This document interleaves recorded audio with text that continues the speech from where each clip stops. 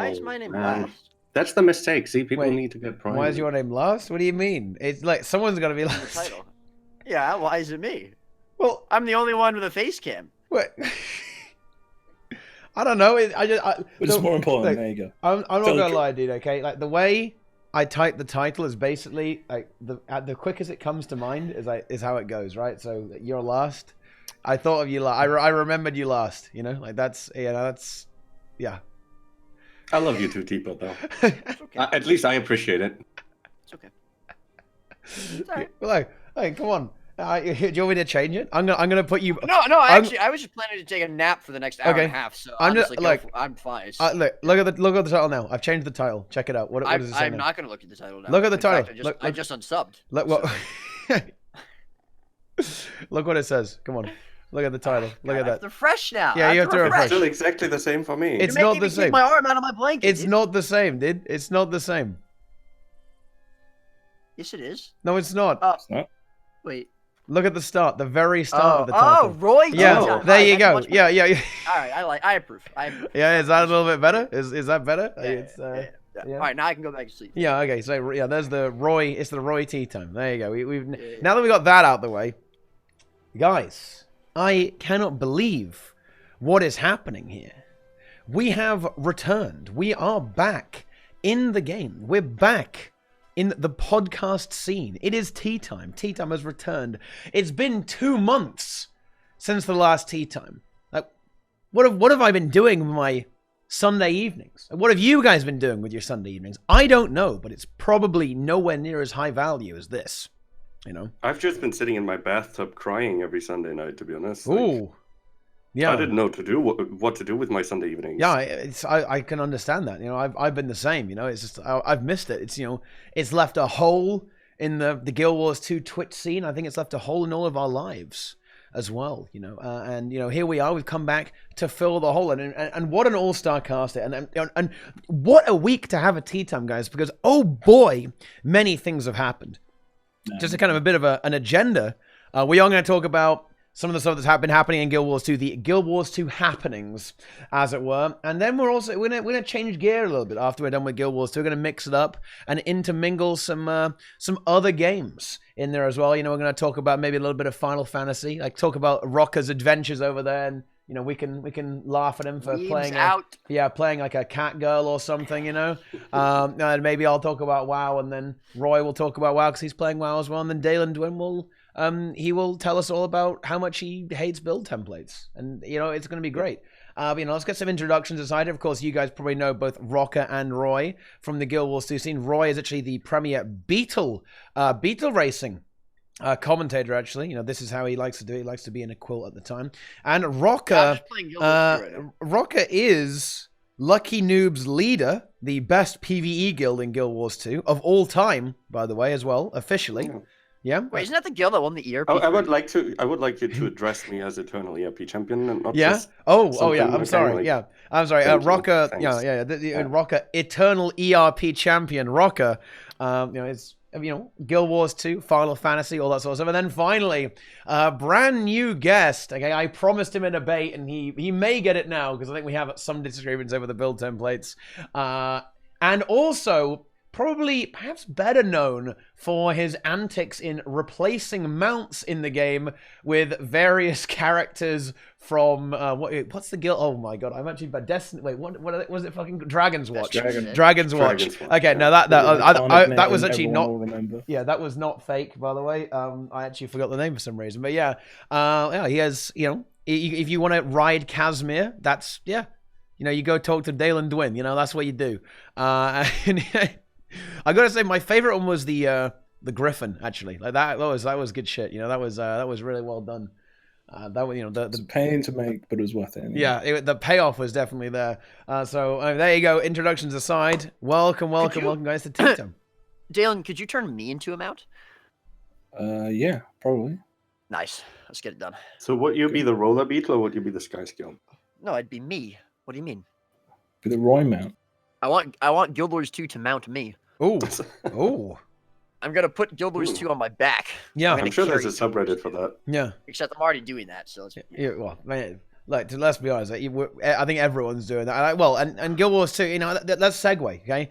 Guild Wars 2 is in perhaps need of a mount. They have stumbled quite recently with this implementation of a brand new feature, 7 years into the game. It's implemented already? But not yet, but they're working on it.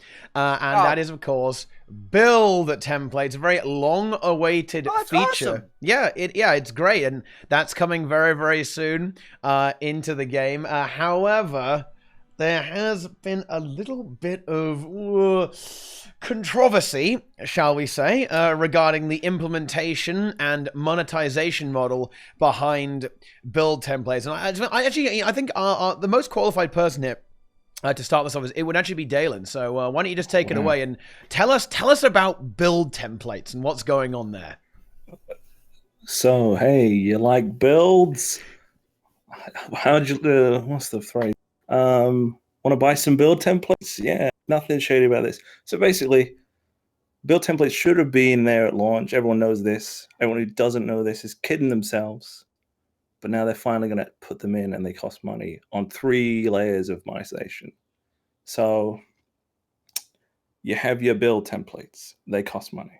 You have your character loadout templates. They cost money.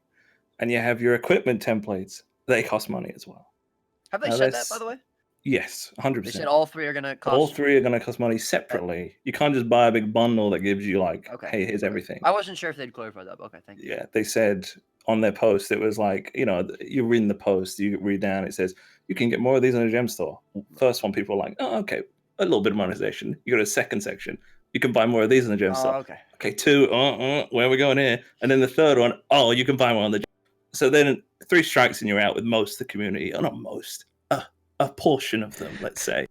And then there's another portion that are like, who cares? You can spend. They have to make money. They seem to think that ArenaNet work on commission or something. Like if people don't buy build templates, the devs who made it are gonna go penniless. I mean, that's not how it works, guys. They're paid regardless. So I don't know. People have different views. How do you mean they're paid regardless? If we're talking about gemstone purchases, but where does that salary come from? Does it obviously, ArenaNet have to make money somehow. Yes. So we're talking about a gemstone purchase that, of course, it doesn't go directly to the dev, right? It doesn't pay for the devs, but this is the money that goes into the funds that does eventually pay the devs, right? In theory, yes, but there seems to be an idea that they don't have enough money already. So I understand, obviously, it could, in theory, mean that they are in dire straits financially and they desperately need more money. So they're going to charge money for this niche feature that small parts of the community will spend money on if you're going to partition it up like they have. If it was just open, people might use it to an extent. The majority of players run one build anyway, so it means nothing to them. But the people that actually want to run multiple builds, you have this pretty crippling system that is not as good as the free, I forgot to mention, Arc DPS system, which I've never used, but I hear is very good. And basically covers everything someone who wants build templates would want for free. So why would you want to pay for an inferior system? Is another side of the debate. Well, is it really inferior, though? Don't you get more with the ArenaNet build templates than Arc DPS templates? Here's the 3 points. It's free, it's more streamlined, and it's infinite. Whereas the Guild Wars one, you got to pay to expand, is clunky as hell, and is extremely limited. Well, how is it? So I forgot to mention, the build templates, the sort of main bit, load your build from a library of builds. 24 slots maximum. 24 slots for builds? Yes. For the account, for the account wide, for your entire account. Yeah, for the account wide build storage. So this is something that is a little bit confusing. Actually, I think it will be much more obvious when you actually have it in the game. But the way the build templates works are your characters kind of have these loadouts, right? And you can swap between loadouts of you click a little thing at the top of your panel, and it'll go bam, all your abilities, traits, blah blah blah, loaded up, right? But outside of that, you can also have a list of almost archived builds throughout your entire account, right? So you can have, so there are some character-wide builds that you can quickly hot swap between, and then you also have some ones that are globally sort of, oh yeah, this is a Deadeye build, this is a Necro build, this is, a Guardian build, this is Firebrand, this is Dragon Hunter, right? It's Weaver, and those are account-wide, and then you have character-specific ones as well. And basically the idea is that you can have like 2 builds or rather 3 builds kind of stored for free on your character, and then any more than that, you're going to have them in the account storage and then load them into your character storage when you want to be able to swap between them whenever you want. It's a bit weird, and I think I would tend to disagree that it's inferior to Arc. I think the inferiority, or why people think it's worse, is because of the limitation, and I completely agree with that as well. Like the limitation, which seems quite arbitrary, having 24 account-wide builds, and then someone 6. claimed this was like a UI thing, is why they can't do 24. Got to mention that in my video, but it's like, why not fix that before you add build? Yeah, I didn't have a source on this, but that is what I heard as well. I heard that there was stability issues or something like that with more than 6 builds. But then, I also agree with Daelin there. Well, fix it, right? I mean, what do you mean? So would you rather have them like take? I mean, because let's be honest here. When it comes to UI issues, ArenaNet's track record is not crystal, because we have been waiting how long for Swiss? And I believe what is holding Swiss back is a UI issue. So would you rather wait for 2 more years for build templates, or would you rather have it now limited, and then hopefully down the road they fix it and they make it unlimited? That's what I'm hoping they do. I think Roy is being a big brain here. Like I would hope that is how it goes. Right. To get it to get it improved. But I think that there are some big upsides to the ArenaNet implemented build templates. Right, you get a bunch of extra free storage, gear storage, which is really handy. It's something going to help me. Right, it's going to be instant swapping as well. Well, I mean, it can kind of troll you a little bit sometimes, which, and yes, people are going to get confused because there's this new category of inventory, right? And I like what you called it. You called it like the armory, all right? Or they called it down their stream, to be fair. But I didn't come up with that. And it's kind of, it's like, ooh, your equipment is floating around all over the place. But this does bring with it some inconveniences. Like if you swap a weapon, right, that changes the build template, right, in the armory, right? If you change something in the armory, that's changing the build template at the same time. That there's no like click to save functionality, right? It just changes it. Same with the trait. If you change a trait, that changes your build template as well, right? So you've got to remember that if you change something, you got to change it back. Otherwise, your template's fucked, right? And I think that's not the end of the world because like, you just got to remember to make sure that your trait is right. But I think that is a bit of a inconvenience though, but I think that it is a bit of a pros and cons thing, and I do kind of like the way the system is. Like I don't like the fact that you can only have a total of 6 builds per character, equipment and equipment templates and build templates, and the 24 build limitation is like, oh my god, that is a bit rough as well.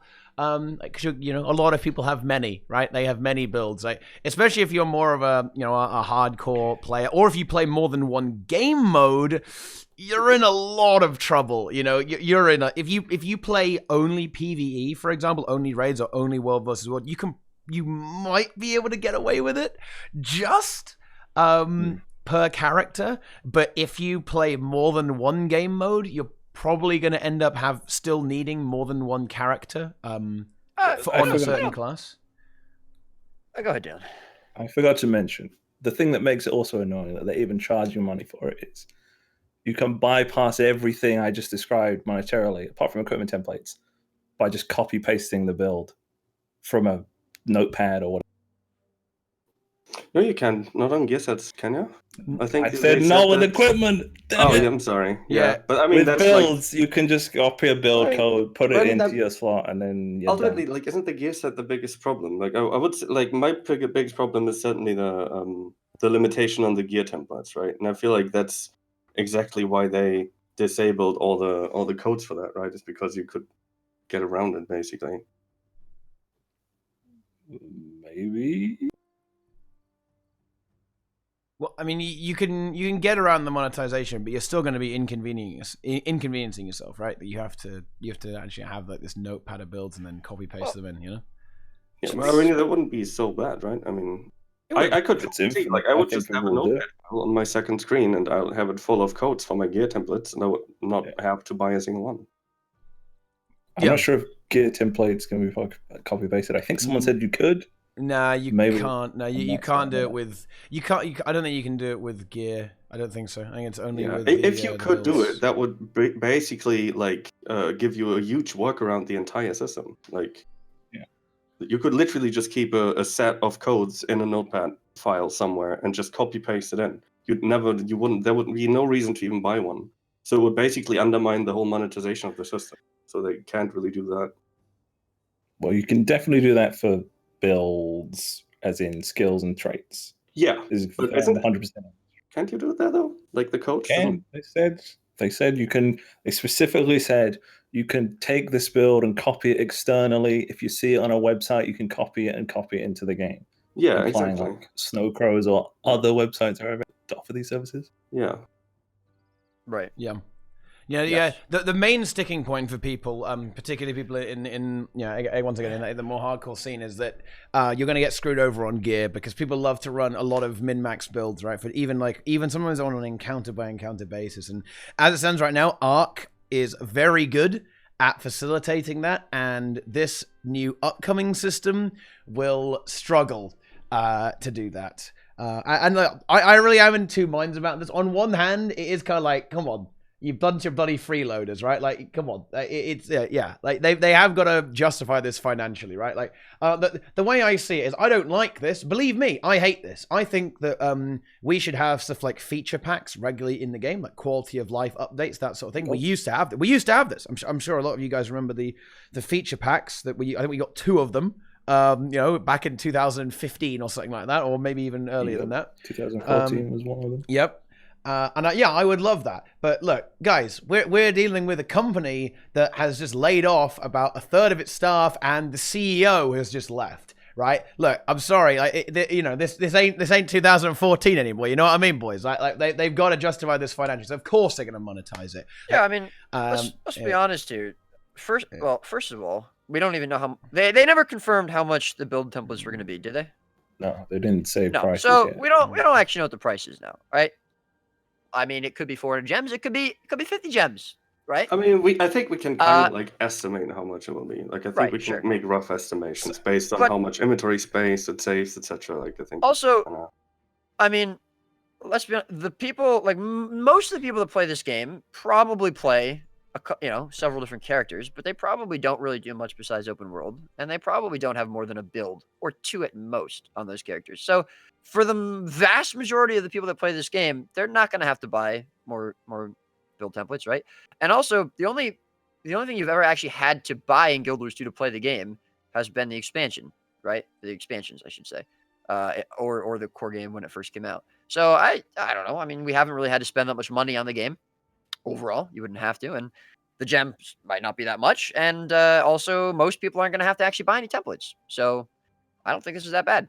Yeah, I think it's fine. With regards to the monetization, there is one thing on the stream.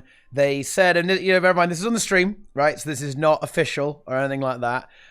They said that it will be like they're thinking about bank slot pricing for this for the build templates as well. Which would mean like listen, boys, right? If you're gonna deck out all your characters with build templates, that's gonna be quite pricey. You're gonna have to blow a fair amount of cash.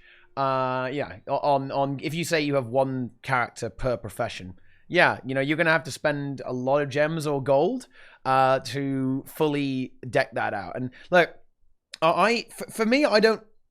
The pricing is. I think it is a little bit aggressive, but my main contention, and I think most people's main contention, should be the limitations, right? Like, and it's funny actually because the limitations will probably, as Roy says, I think it affects almost no one. That's the depressing thing about this actually. I think it seems why the monetization seems so like pointless to me because like it's barely gonna get used. So why charge money? I don't know. Yeah, and that I think that's absolutely true. I think your average player in Guild Wars 2 probably uses one build, right? Literally only one build. Like maybe this will cause them to experiment a little bit more because this is a lot more convenient now to deal with. But yeah, it's going to be not many people are going to buy it, like in the grand scheme of things, because the only people who would use it have already gone to go and play Final Fantasy, right? I mean, like it's too late. You can't get their money anymore. Like that, and the fact that they're charging for it is not going to bring them back. They're going to be like, you have to pay for this? Yes. So how about this though? Like, look, we've been talking about like for years basically. We've been talking about why no more raids, right? And I've heard a very common argument in that debate be, well, raids aren't monetizable. Like you put a lot of effort in, you don't really get a lot of cash out, right? So now you basically have something that monetizes that scene, right? Oh yeah, so absolutely. This could like basically unravel like a whole region of new incoming money, right, from that scene, and make it worthwhile for them to invest more into it. Yeah, I think where I will be skeptical is I think this just might piss people off after being hard done by, and it's like the Warclaw effect, right, Roca? Great map, by the way. I understand why they did this, right? Like this is how it goes. They said, okay, World versus World is a hard dead game mode. We need to be able to justify. We need to be able to justify making updates for World versus World. Aha! I know. We'll put a mount in World versus World, and then we can sell mount skins. And then we can put more. World versus World is making us money. All right, nice. Now the trouble with that is, if you the first thing you add to the game mode as an update, right, in a very long time, is to make money out of them, it's going to make them very mad, right? Well, look what happened when the World versus World mount came out. Yeah, there was like a massive uproar saying how it was going to like destroy the game mode. One guild, some guilds even just quit like flat because of the mount being implemented, right? Those guilds are babies, all right? I agree. think the Warclaw is great. Yeah, I think the Warclaw is pretty cool as well. I think it was the best update World versus had. Oh yeah, World versus World has had in a long time. But to be fair, it was the only one. No, we've had several. But I think the community mostly liked the Warclaw.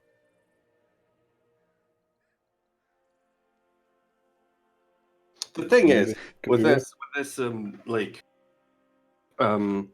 I would love to believe that what I said is going to come true, right? And that they're going to be like, oh, no, we made money. We're going to invest it back in raids and make more raids. But it's like, I just don't really have faith in it, right? Like, I'm saying it because I think this is technically an argument, but I don't really 100% believe it, right? Like, I want it to happen, but I'm not sure it will, right? What tells me that this will actually be put back into the game where I want it, and not just go into the next story mission being twice as big, or that's the issue, right? It's an issue of trust and confidence in the game, like it's a question of timing. I think that's where the doubt is coming from, Roca, right? Like it's a question of timing. Like if they had say monetize this like in maybe like the peak of HOT raiding, I think people would have been like, yeah, sure, like sure, like we know that they're doing lots of raids, right? That all that sort of business. So like maybe people wouldn't have been bothered, but when this is like kind of like, oh yeah, they finally made build templates so they're more veteran players, right? But that's it. That's how it's gonna be. Aimed at the veteran players. Why you say it's aimed at the veteran players? Because that's where that's who's gonna buy it. That's who's gonna buy it, right? And that makes sense, right? Look, think about it, guys, right? If you use something, right, you should be contributing towards it, right? Like, of course, they shouldn't be monetizing it based on like your average casual player, because your average casual player isn't going to use build templates. So why should they be paying for it, right? And yeah, I think it is a bit of a shock to a lot of people that they're gonna have to pay for this. But dude, this is a buy to play game, man. Like this is welcome to 2019, dude. It's also not that much money. Yeah, zoom, actually, dude. Zoom. It's like $10 for 2 templates. That's not much. We don't know the price. We just I could mean, be it is 1,000 gems of peace or something. I mean, I think it's sure, gonna be it like could be 400 more, to but 600. even if it is more, it's still not very much. $10 for one template. I don't know. People spend, what is 2,000 gems? $25? People spend $25 on a mount skin, and as far as I'm concerned, you get way more value out of a build template than you do out of a mount skin. So I think it's worth paying. In fact, I'd pay 5,000 gems for a mount skin, for a build template. Look, I paid 5,000 gems. It was unlimited. I think most people actually, would. And I also think if the limit was higher, this conversation would not even be happening right now. It's so horrifically limited. If it was unlimited, yeah. No, I think it would actually be happening, and the topic would just be it's money. Because like I've had big outrage debates on this on Twitter, and nobody even mentioned. I didn't even find out about the limit until like 2 days after it got announced. Like, and there was already a huge shitstorm happening on Twitter. Like, yeah, it was big. People just like to complain. I think it was big. Yeah, People do like to complain, but I honestly, like this is why I feel so bad for ArenaNet, because like they've got themselves into like the unwinnable position, you know, like they've got like one pawn left on the board, and like there's just like 10 queens barreling down on them. You know, like what are you supposed to do? It's like they're in such a horrible spot like with this sort of thing, because like anything they do is just gonna piss people off. Like they get a lot of unnecessary hate. I agree. It would take. I don't even know. Like I don't really even want to give excuse because give any advice at this point, because it's like all suggestions, because it's like there's like nothing. There's nothing they can do. Like they're fucked. Right, when it comes to handling the community, like nothing. They did put themselves. Well, they did, but it's kind of like a creeping effect, right? Like you don't notice. Right, like things went downhill, and then it went downhill to the point where it was like, oh my god, we've crossed the event horizon, right? Like there's no coming back from this. And I don't know, like they're trying to, they are doing their best, but I just think it's just so difficult to recover at this point, right? And just give out free stuff, and then they're gonna have no money, and then you're not gonna have Guild Wars 2 anymore. The game's gonna shut down, then you're gonna be sad. You know, it's not good. And you can't play the game at all. Then you can complain, yeah. And people are always gonna complain about literally everything, especially because of how split the community is. Like the community is very, very divided, and they sort of set themselves up like that from the beginning, trying to have all these different disparate game modes, and like you can do anything, expecting people to try everything, but then people were just like, fuck PvP, and never touched it. And every time there's a PvP, that's not true. They're like, well, what? PvP and World vs. World were way more popular in the beginning of the game. They were, but I'm saying that there are groups of people that will never touch other game modes entirely. So if they update World vs. World, they're like, but I mean, do World vs. World. No one updates it. But there were people that only played World vs. World as well. Like, that's what I mean. So if they do raids, people who play World vs. World are like, why aren't you updating World vs. World? So now everyone's in a perpetual kind of five-way civil. Yeah, I think there's a bigger split between the hardcore and casual players than there is between the different game mode players. I'd agree with that, but I think it's still, there is cross-game mode conflict sometimes. Like when they added the War Claw, for example, a bunch of people who don't play World vs. World rushed into World vs. World to get the War Claw, and they were all like, whoa, these new people. Well, I mean, yeah, World vs. World veterans are idiots, but I mean, that's not really hard to, you know. World vs. World does sometimes tend to, when there's a huge influx of PvE players in World vs. World, like, that basically draw down the level of gameplay a lot, because they are coming in with their berserker builds, etc., and berserker ranges, and start playing in Zergs, right? That starts pissing World vs. World players off. I haven't really seen this as like a general problem. Like, I've had no problem getting into World vs. World when I wanted to play it. Or here's the thing: there are going to be a few loud people that try and yell at people when they come into the game mode for the first time, but you just ignore them. I mean, when I started playing World vs. World, I was a PvEer, and there were people who were like, "Why are you World vs. Go back to PvE?" But just ignore them. Like, but I don't know. And also, the War Claw thing like literally lasted for a day. It wasn't even a week. Like, it didn't. World vs. World was populated for a day, so it didn't last at all. So I'm not sure that that's really relevant. Yeah, it's the same kind of issue though, right? Like it's ArenaNet add this sort of thing, and it seems very random, and it's like the targeting, right? Like, so the Warclaw, right, was a world versus world update, right? But it wasn't targeted at people who play world versus world, right? It was targeted at people who don't play world versus world, right? And that's what kind of upset people. Yeah, absolutely. I think they were using the Warclaw as bait to try and people to play it. Well, yes, they were doing that, but also it genuinely helps you move around the map, and I mean that's targeted at world versus world players. Yeah, didn't most world versus world players like always say that they never asked for this, nobody ever wanted this in world versus world? Wasn't that? I think. Well, yeah, but nobody. I mean, I heard a lot. Yeah, no, for sure, that was certainly an argument, but it ended up being pretty good for the. I agree. I think it was. But by the way, just what I say is, I do want to gloat here a little bit, actually, Roy, real quick. So many of the veteran world versus world players told me I was an idiot for saying it was going to be fine. I was right. Called this right from the beginning. Yeah. Just want to gloat again, real quick. You know. I think the Warclaw was the best thing I could have done for World vs. World. Well, I don't. Roy, like, I'm really sorry, but I don't know if you're trolling. Right? I've got to say it now. I don't. What? I don't know if you're fucking trolling me, dude. Okay. I mean, wait. I'm confused. Yeah, I am as well. I'm really confused now. I'm very confused at this point. I'm not sure if he's giving me the big kappa right now. But I don't. What I can say is I like the Warclaw and World vs. World because I don't actually care about anyone else's opinion. Everybody else is wrong anyway.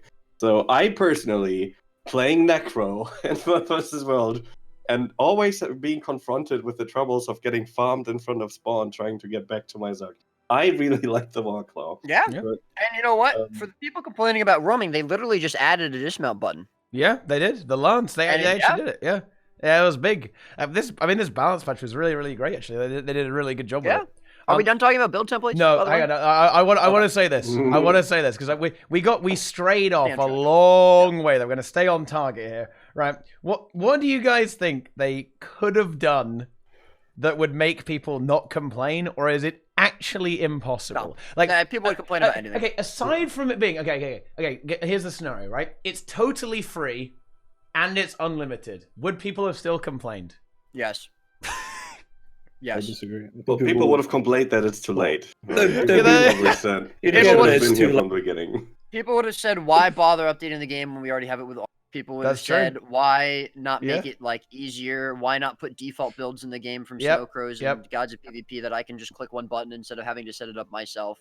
People are going to complain about literally anything. And again, they're complaining about things that aren't even that big of a deal. The build template system right now that they've said is going to be implemented in a few weeks, I think is great. Well, I do think there's fair criticism. Like, I do think a lot of the criticism is fair. It's just kind of stretched out. Like, I do think the limit is a real problem. I think it's actually a bit over monetized. Like, I didn't fully realize the extent of the triple monetization. I see it for gear templates. I don't really think there's a necessity to monetize these other aspects. And yeah, just the limit. I think those are actually fair problems. Also, something that I would add is like that I'm actually very much in favor of monetizing this because I think it's important in a game like this. Like they like it's a buy to play game, right? Pretty much enough said, right? If there was a sub fee, it wouldn't be on the gem store, but there isn't, so it's on the gems. I kind of dislike the fact that like they have to make it in a way that is not optimal because of monetization, because I can't really think of a way to implement this tool that is monetizable, that is unlimited as well. Like unless you say pay a huge amount of money and now you get unlimited slots, right? I don't really see how you could even implement you just keep buying, right? You would just keep buying. But why does it being limited mean they have, or why would it be unlimited? They couldn't monetize. That'll be even more money, dude. Infinite money. Just add okay, well, I mean, like, I was thinking about like the codes. Like, I was thinking about sending codes out, etc. Like, I don't know. I think like a huge pro to these templates could be that like somebody who has not gotten into that side of the game yet, right, could like be sent a build template by a friend and just hook it up and try it out and be like, okay, I'll just add this, and then he ends up with like a list of 15 cool little fun, perky builds, right? And how many people actually use Snowcrows and Gods of PvP and Meta Battle, right? Like Not a lot, probably. A lot of people don't watch Twitch. A lot of people don't. They don't know what real builds are. You know, they throw together some cool things that they think would make a good build. What Roca's so now trying you can link builds in game. What Roca is trying to get at, and he mentioned this earlier about raid monetization, is that like, why develop this? Why would ArenaNet add more raids? Like, why would they implement stuff like? Why would they update PvP? Like, why fix the monthly AT when like fucking 10 people care, right?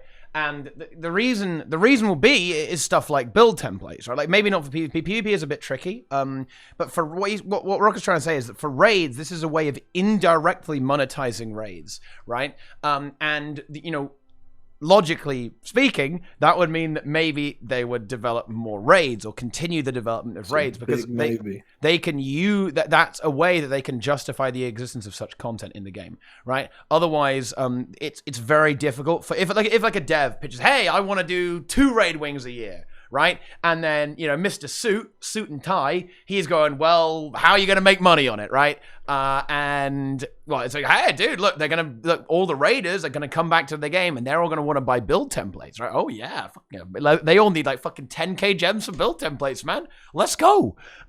So yeah, right. That would be the idea behind that. And that's what he's trying to get. And I do agree. A lot of raiders are willing to pay for build templates if they got the build templates they wanted, right? But I was actually more like thinking about like the average player. I think a lot of average players do want to play different builds. When I started playing the game, I looked up builds on the internet, and none of them were even remotely meta. I was looking at like flamethrower builds for my NG. I was looking at like quirky fire builds for Firebrand. I was looking at like sword pistol builds for my Mesmer and shit, right? Because I thought it was cool, you know? And but I still don't really think that most people do that. Like, most people, I don't think look like Google Guild Wars 2 builds. You know what I mean? But Whether like, or not they're looking for this would be like, I think this would be like a great perk for the tool to have, right? It could get people to just get experimenty, right? For casual reasons, just for like game, not for min-max reasons, but it could get people like who are not into the min-max, at least like look at build stuff. I mean, look at build series like Wooden Potatoes' open world series that he's been doing. Those builds aren't like meta builds or anything, right? Those are like intended to be good for solo gameplay. But a lot of them are like based on what's fun and what makes sense, right? Sensible, fun builds, not necessarily about being the absolute best. Yeah.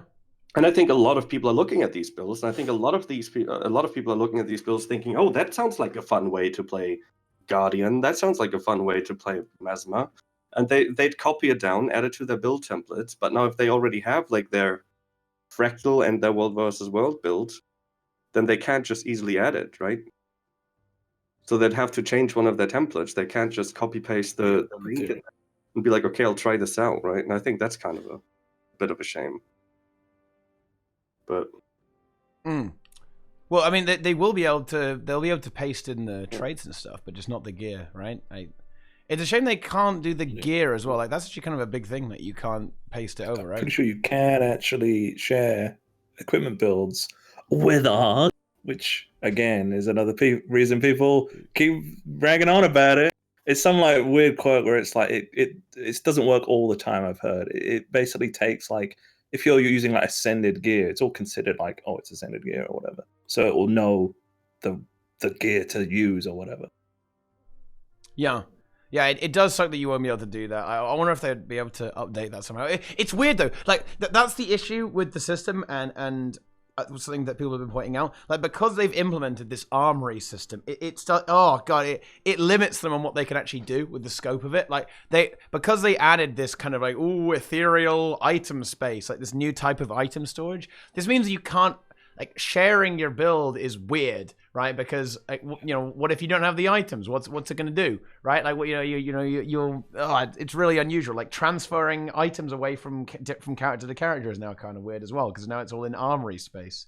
And also, you know, you can use the same weapon, same item in different builds as well, like different item slots. So that also gets a bit unusual as well. And if you wanted to if you had a weapon on your character in 2 of their slots, you want to give it to character number 2, you have to take it off every template they have and give it to character 2. And then once you want to put it back on character 1, you have to put it back on each template individually. It's like clunky stuff like that is one of the things I brought up in my video that I think annoys other people more than it annoys me, but it does annoy me enough to bring it up. Yeah, so you can't just remove it from the build and then put it on another character and then put it back on the original character and it goes back in the build. You could do that if you have one build. If you're working with one build, everything's way easier. The moment you add in multiple layers of armory land or whatever, it becomes very complicated, right? And things will vanish from 5 different build templates and then have to be put back into 5 separate stuff like that. I see. Yeah. Yes. Yeah. It would be good if they had some kind of implementation or some kind of thing where you could kind of say, you need to have Berserker gear here. But I think that might be very difficult to work, actually. I don't know. It could be easier now. They changed it the way the customize tab thing works. Maybe like it knows what is what, regardless of if it says it or not. There is one key point that I do want to bring up with regards to build templates, and I really hope that this probably won't ever happen, right? But here we go, guys, right? And ArenaNet need to do the same thing they did with alliances with every feature they put in, or at least with more features that they put in like this. And that is, they shared their ideas before saying, this is how it is. And I don't mean like wait 3 years and then do nothing, right? Like, no, I don't mean that, right? Okay, no, we release it into the game, but during the development process, why not share what's going on? Because then people aren't going to get mad, right? Then you say, oh yeah, we are going to have 6, we're going to talk about this. Yeah, you've got 6 build templates, right? And 24 account ones. Explain how it works, right? And then when they put this post out, right, people are going to say, wait, why are you arbitrarily limiting this? We want to buy more than that. We want to give the money, ArenaNet. We want to give you guys loads of money. Well, isn't that what they did with their stream? Kind of. Well, they were kind of. Oh, really? Well, it was saying subject to change. They haven't set the prices yet, but there's like less than a month to change things, and you can't just do it on time. Once they put it in the game, they might change stuff after, right? But it's the way that it's more complicated. It's the way it's framed as well, right? It's not framed as a discussion, right? That when they do the stream, they're just showing you how it is, right? They're not saying, hey, we'd like some feedback on this. What do you guys think of this? They're saying, this is what it is, right? Well, but the forums and the Reddit are there for feedback, no? Well, yeah. Will they read it? And will they listen? It's a very. I think there's a really big difference between saying, hey, let's talk about this, and then just saying, this is what it is. By the way, forums, right? Were there any like official discussion threads about this or feedback threads? I don't think. I think they asked for questions on guild chat. Yeah, they asked for fucking questions is not the same though. Like I think there's something to be said for framing the discussion, right? Like if you can control the dialogue, control the narrative, right? Like as it stands right now, the community has just gone on like a wild, it's on wild ride of just like trashing ArenaNet for this sort of thing, right? But if ArenaNet actually controlled it a little bit and actually managed the community, right? By saying, hey, let's talk about this. Like what do you guys think of these build templates? That's not what they say. They say these are build templates, right? Go, right? There is a massive distinction between those two things. Like it makes them look quite incompetent, especially with regards to dealing with the community, and it makes everyone really mad because it's like, yeah, there you go. And also, dude, the questions, no. Like the questions on fucking guild chat, like, come on, man. Like they ban frogs. You can't put frog emojis in their fucking chat, dude. They can't answer every single question in Twitch chat, Yeah. They can't. They have to pick them.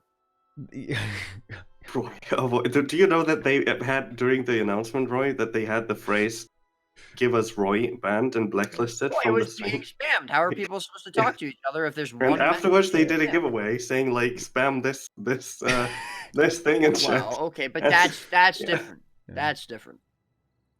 Like ArenaNet is in this weird spot where they've made a huge part of the community like actively the enemy by not caring about them, by like kind of like seeming like they're suppressing stuff like this. Like I feel like there's people that like gotta embrace like the memes. ArenaNet has no understanding for a large part of the community at all, right? And people like realize like I feel like it's very easy. I think they understand the vast majority of their community actually. No, I think like they Yeah, Roy's right. He's fucking right, dude. Like Roy is so right here. Like they know that the vast majority, maybe like we're actually papagas, right? Like what if ArenaNet are the big brains? They are completely aware that 98% plus of their community actually doesn't give a fuck. Okay, and that everyone who's complaining is irrelevant. Like this is why. Look, you've got fucking Daroya saying that, dude, if they don't fix this shit, I'm out. Dude, they're like, dude, get the hell out of here, rando ass. Out. Like, yeah, exactly. All right, dude, I guarantee you, the majority of the people that play this game, when build templates get released on October 29th, that's the first time they're going to hear about them. Yeah, that's real. That's real. Yeah. But they understand their community perfectly fine. Anyone who says ArenaNet is detached from their community is dead wrong. Well, I mean, it depends what you mean by community, I suppose. Like, do you consider like someone who just like logs in like once a week and like does some part of the, they're a player, that's the player base, but that's not the community, is it? Right? The Guild Wars 2 community are people who go on Reddit, who go on YouTube, who go on Twitch. So using the internet outside of Guild Wars 2 makes you a person, Teapot? No. The player base and community are different things. I would say that ArenaNet absolutely understands their player base, but maybe not their community so much. Like, would you guys say? So what are you defining as community, though? Like, people who go on Twitch and internet media. Like, what about like community with other people? What about 500 people community guilds who have nothing on Twitch, but they still like have huge community events in the game, or like go on the forums? Very good point, Roca. Even if it's you know they're just not on this part of the spectrum that we are. Oh yeah, no, there are degrees, and something like that is absolutely part of the community. That's part of the Guild Wars 2 community. But let's be honest, like that like the kind of, I suppose, like the less involved part of it, like just within the game, like even that's not the majority of players, right? And the majority of players don't engage with that sort of thing, right? Even after that, when I'm talking about community, I'm talking about the more invested players who go outside the game. Your community. No, not just my community. Just like a lot of stuff in general. You know, the people who are on the subreddit. I mean, how many subscribers does the subreddit have? Like 200K or something like that. Yeah, like, you know, like that. I would say that's the community, right? Like people who actually bother to go on the forums. No. You know, like the toxic waste, dump, the septic tank of the forums. The first time in years to ask a question. I don't think Reddit is the community. Reddit is just a platform for people. Reddit is the community. Imagine this: if they said Guild Wars 2 goes sub-free now, or like does only raids, then Reddit would be full of people who are not right now on Reddit, and they would be the ones doing the shitstorm. Like, yeah, I mean, Reddit disagrees all the time. I think there's so many people there that you find a contrary opinion to whatever they do. If they made the game free forever and you got infinite build templates, there'd be one guy fucking like listen, like they fucking aren't charging money. Yeah, it's true. Yeah. You really differing opinions. You can't please them all. Yeah, but I do think that there is a little bit of well, look. Okay, fine. I don't really like, this is besides the point, really. Like, okay, fine. You know, I think we can kind of agree to disagree on the community. I think there is a distinction, but I don't think it's particularly important. It's not actually important for my point at all. Like what I'm trying to say is that all of this bad PR and a bad look for the game could have easily been prevented, right? And maybe they don't care, right? Like maybe they don't care. And if they don't care, well, that's absolutely fine. Then I'll just shut the fuck up, right? But what I'm trying to get at is that if they had done this differently and actually kind of let players in on the development process a little bit, this would be it would not necessarily happen, right? Like now you got fucking actual, media outlets reporting on how grumpy the Guild Wars 2 community is about build templates, right? This should be like a massive upside. This is like such a good feature, like a long-awaited addition to the game. Like, why does it have to be? It got turned into a complete disaster, right? If you don't play Guild Wars 2, okay, you're gonna see this and go like, fuck me, dude, this game is like a cash cow. You've got people like Daroya fucking saying that he's out. You've got Jaw linking a picture of a cow getting milked, okay, like in response to this. Are we really gonna bring up Jaw just? Yep. Really, Teapot? Come on. Well, there's a certain irony to George's posting a picture of people milking money out of people, right? Let's just say that, okay? Ja probably made more off of the player base than ArenaNet has. Okay, let's be honest here. Okay, and also, I mean, come on, he's now playing other games. Okay, he already left the community. All right, a traitor? I'm gonna be honest. I'm gonna be blunt here. Okay. Okay, I don't think we should care. Okay, about judges. Whoa. All right. Whoa. Yeah. Holy shit. Yeah. People who've stopped playing Guild Wars and play other games are dead to me. Okay? Wow. Just saying. Yes. Yeah. Yes. No, exactly. The only They left Guild Wars too. ArenaNet player. Well, Guild Wars 2 player. Yeah. I mean, that is true. I don't play other games. That's real, actually. Some people have said that to me. They're like, dude, like, you quit Guild Wars 2. You know, you abandoned, you unsub. Like, I'm unfollowing. I'm fucking gone forever, dude. You know, I'm out. Yeah. Yeah. I will never talk to you ever again. You know, that's big. That's big. Somebody told me that, like, if I have so much criticism towards the game, why am I still partner? Yeah. You know what? I actually agree. Yeah. To be honest, I don't think you should be partner. Yeah. I am not partner. I can say what I want. Yeah. That's a bad guy. Oh, you know, it was fun to be here, but I think this is. I mean, I see it like I'm not wanted here. I should probably go. Probably a good time to leave. Yeah. Get the fuck out. Get out of here. Yeah. Yeah. What a good run. Shoo. Yeah. It's time. Referral links and free advertising. Yeah, exactly. You know, that's what it's all about. It's all about the clout, boys. You know, that's what it's all about. I don't know. I just look. I do still. In fact, you know what? I actually want the best for the game more than when I played it more actively. I'm not joking, right? When I was playing the game more actively, there was like a part of me that, you know, just let it end. Okay, just, you know. Just let it be over. Like, you know, I want off this train, you know? Like, it's gone on too long. But now that I'm playing other games, I'm like, you know what? I actually do want the best from this game. Like, it feels good. You know, I want the game to do well. I think a big part of that is, like, they need to get this fucking fiesta shut down. Like, look, dude, I don't know, sue the Reddit. Like, just delete it, right? Like, have no, like, disable Twitch chat completely. Like, ban me. Like literally, like, get me banned on Twitch, right? It's you know, just get it done. Wait, what? Right? Yeah, no, I just shut everyone up or find a way to control it, right? Because they make themselves look bad because they don't control the narrative at all, right? And it's funny, actually, seeing as ArenaNet have a bit of a reputation for being quite authoritarian, right, and quite strict in their chat, but they have absolutely no control of how things look from an outside perspective, you know. And I wish they would fix this. They're digging their own grave. Yeah, they are. Have been for 7 years. Yeah, I just wish they would fix this because they have such a good product here. And I don't even think the build template fiasco, it could have been avoided. And the thing is, it's just going to keep happening, right? They go from PR disaster to PR disaster, and they just keep doing it. Like it never ends. Like, why does it never end? Why do they never learn? I don't understand. Literally. Every time they do like a big announcement that should theoretically be intended to be really good, right? Like the general, like the FFXIV announcement, this announcement, those should have been followed by big hypes for the game, but instead they're being followed by like huge people were pretty hyped about the Iceberg saga, I thought. I mean, I was at the event and people seemed very excited about it. After the announcement, it wasn't really like, it was like, okay, let's see how this goes. And thankfully, the first one was actually quite good. And most people, like, I didn't hear much complaining about episode, or the prologue, I should say. And for me, it was like, wow, this is actually quite good. For a prologue, not even episode 1, if the prologue's this good, I have high hopes for episode 1, etc., etc. But then this build template thing comes along, and it's like, back to square one, where it's like PR disaster, ain't it? Yeah. But again, I think that's just people not being satisfied with anything. I think that's just people wanting to be unhappy about something.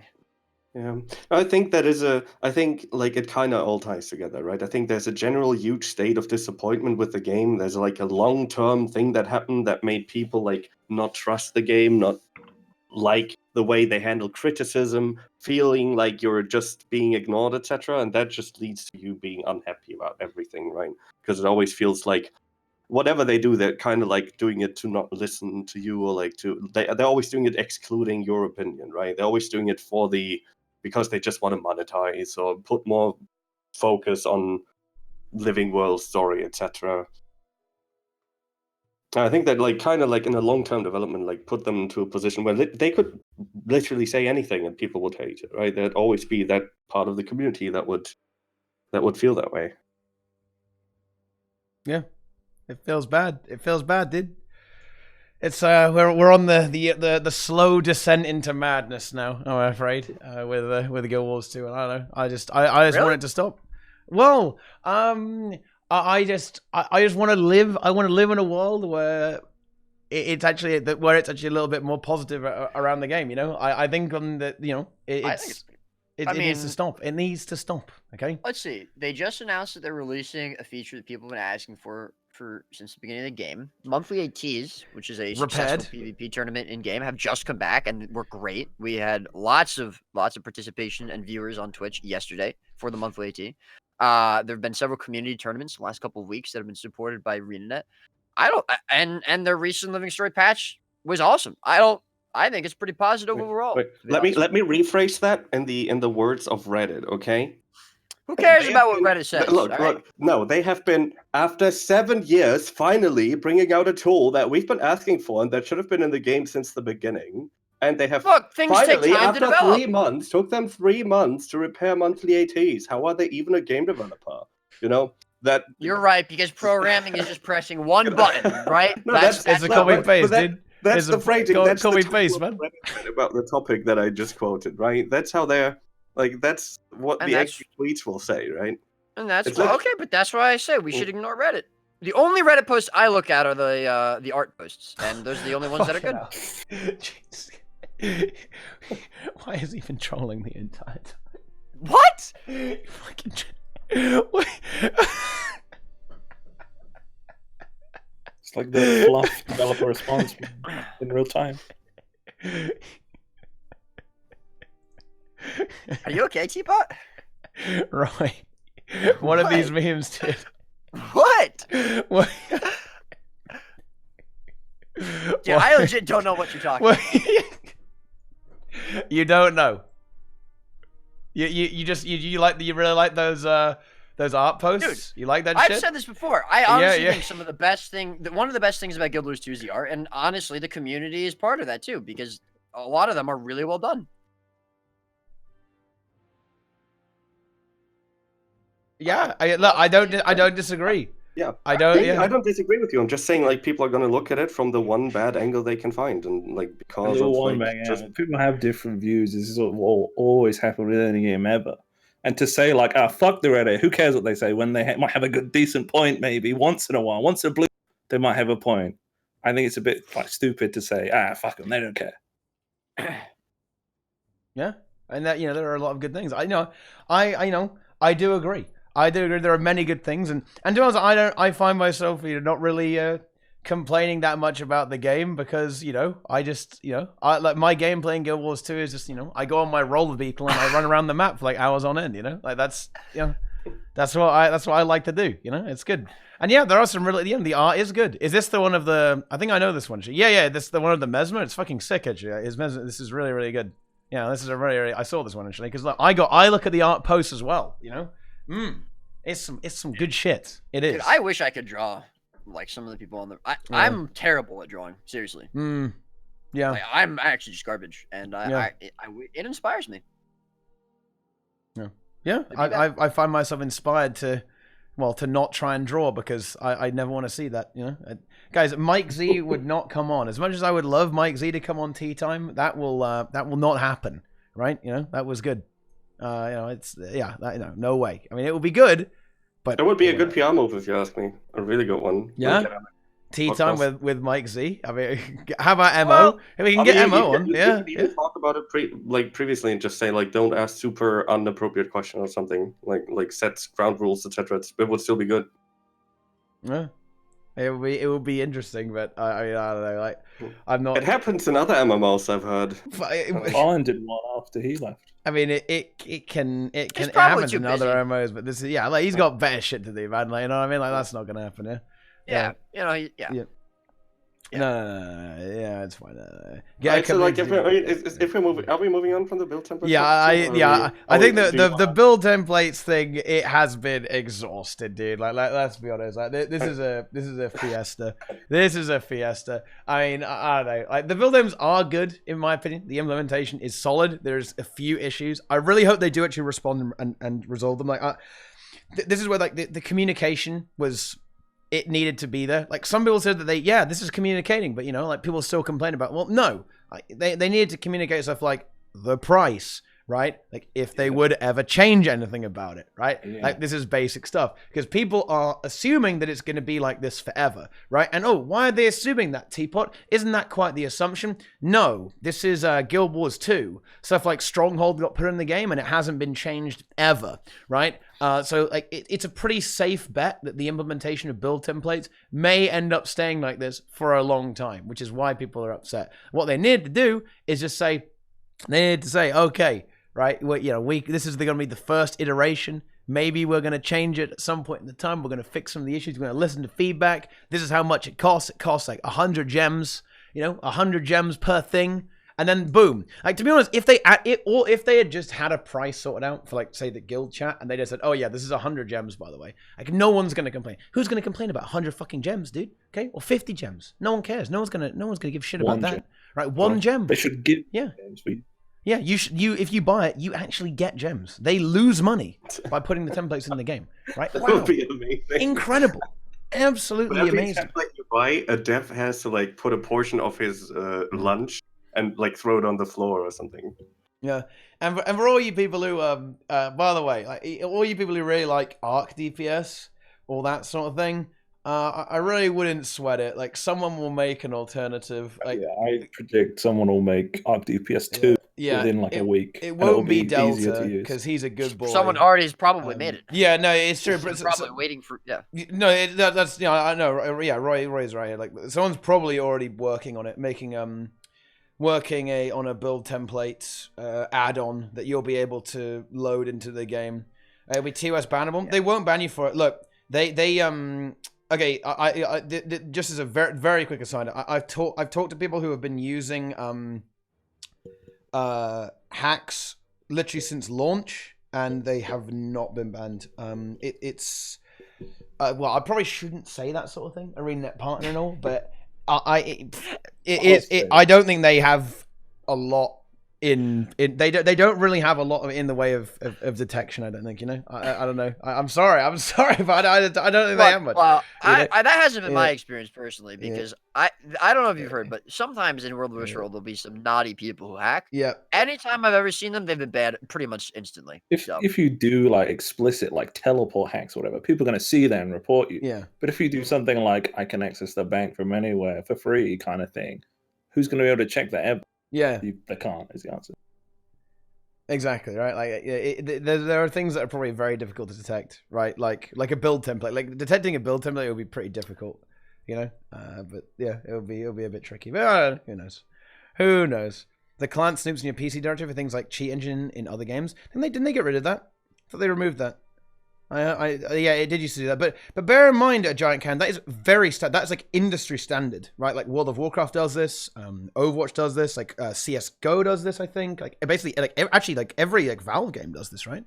Like all the VAC stuff. Like this is Riot probably does it. Like this is literally industry standard. Like everyone does this, right? To make sure that you're not cheating. And it's like, this is not a new thing. I'm amazed Guild Wars 2 wasn't doing that from the start, because like hackers in an MMO, dude, fuck hackers. Get those motherfuckers out of my game. I don't want to see that. I don't want to see that stuff, guys. I don't. Hacking is bad. You shouldn't hack. No, don't hack. Do not do that. I don't use any third-party tools. I think they're bad for the game. Yeah. Well, wait. You mean, do you use Arc DPS? Taco? No, of course not. You don't use that? I'm not gonna download something on my computer. I don't know what it is. Come on. Do you use Guild Wars Taco? You use that Taco overlay. What is that, like a cooking thing? Yeah. Yeah, that's all it is. Okay. No, Roy's fucking trolling, dude, and I can't tell. Like, he's fucking so deadpan, dude. Like he's been. You must be an awful partner to play poker with, man. Like, I can't read your face whatsoever. Okay. I really don't know what's going on with you guys, but whatever. Yeah, you don't know. I'm waiting to like breaks, guys. I did not expect this. He didn't. By the way, I'm full disclosure. This isn't scripted, right?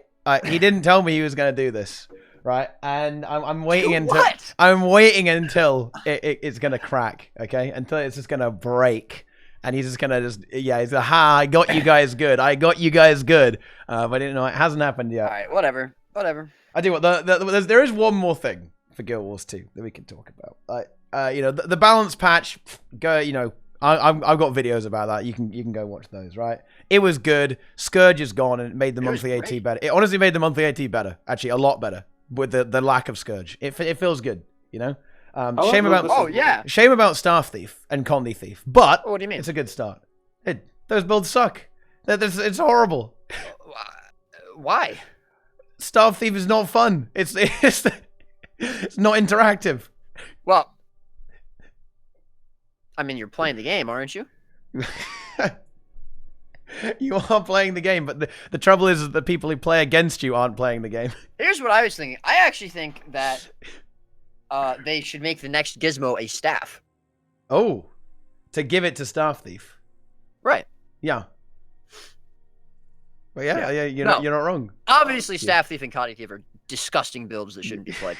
But overall, I do think the balance patch was a good direction because it was heavily directed at World versus World. And for the first time in a while, I think they addressed a lot of actual like meta concerns in terms of like the gameplay. My main issue is it didn't. Other than obviously Scourge being removed in PvP, which did change a lot, it didn't really change anything for World versus World. But a lot of the ideas were very in a good direction. Yeah, I read a Reddit post about how apparently like the builds are basically still the same, or like they haven't in World versus World. Yeah, they've barely even changed. The biggest difference is that you don't run anti-tox rune anymore on support because it doesn't support the team. Other than that, I mean, you know, overall World versus World has not changed at all. But again, like the ideas, the direction they were moving with the balance patch is good because there was too much cleanse before, and they were targeting some cleanse. And they also brought reveal back, which was a huge issue for GVG. I think a lot of that was the feedback. So there's that World vs. World Discord set up with some of the devs. I genuinely think they've been using it a lot more, and communicating with the people there a lot more, which is really nice, honestly. And that is not a troll. I am being serious. Awesome. Yeah, that's pretty cool. What about Hammer 2? Like I think I read that got nerfed, but I haven't heard anything about it. It didn't. So Hammer 2 Coalescence of Ruin on Revenant used to have 3 impacts, right? So it would be the closest to you, in the middle, and then the farthest away, right? It was 1200 range. And the farthest away did the most damage, closest you did the least. So what they did was they took the middle impact damage and they made that baseline. So technically it's a nerf at range, like max range, but not really. But it's also a buff because a lot of the time you're going to be in melee damage. And so you're technically, your damage has gone up in melee damage or melee range. But I mean, again, overall, it doesn't really it doesn't really affect anything. And also, I think it was bugged for a while, which was that was the one thing that I have to say about this balance patch. I think there are more bugs in this balance patch than I've ever seen in any patch ever before. Ooh. And that was kind of concerning because there were a lot of things bugged. That and the fact what was bugged? The tactics traits. Let's see. So Gaze of Darkness, and I think it's still bugged. Doesn't blind anymore. That's the reveal on Revenant. That might be intentional because they stealth removed the cripple from Warhorn 5 on Necro as well. Well, they did that for meme purposes. Either there were bugs or things that they didn't put in the patch notes. But either way, there's another bug with it. So it's a reveal, but it will only reveal people who are stealthed. So if they're not stealth, it doesn't apply the reveal debuff on them, which is not very good. That's a bug. So core was bugged and apparently Link is saying it still is, where it goes into the ground, so it doesn't hit anything, which is a bit awkward. Scrapper. So if you take the Scrapper trait line, you lose health, right? And it used to be you lose 300 vitality. Now you lose 180. However, I don't know if this is still bugged. However, when you put Scrapper on, you don't lose any health. So that trait line is there, or that minor trait is there, where it says you lose 180 vitality, but it doesn't actually affect your health. Which means that when they were testing this balance patch, none of them actually put Scrapper on their bar, or they just didn't realize it, which I think is slightly concerning. So those are the big bugs I think for this patch. But funny enough, actually, that bug is the only thing that makes Scrapper viable in PvP. Oh no. Yeah, that is quite. I gotta say that is quite funny. I like that. I do like that.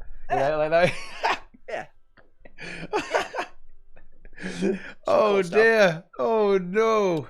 What a disaster. What a nightmare. Well, and Tactics War. Yeah, sorry. Last thing. So there's a trait on Tactics. Oh, this is so good.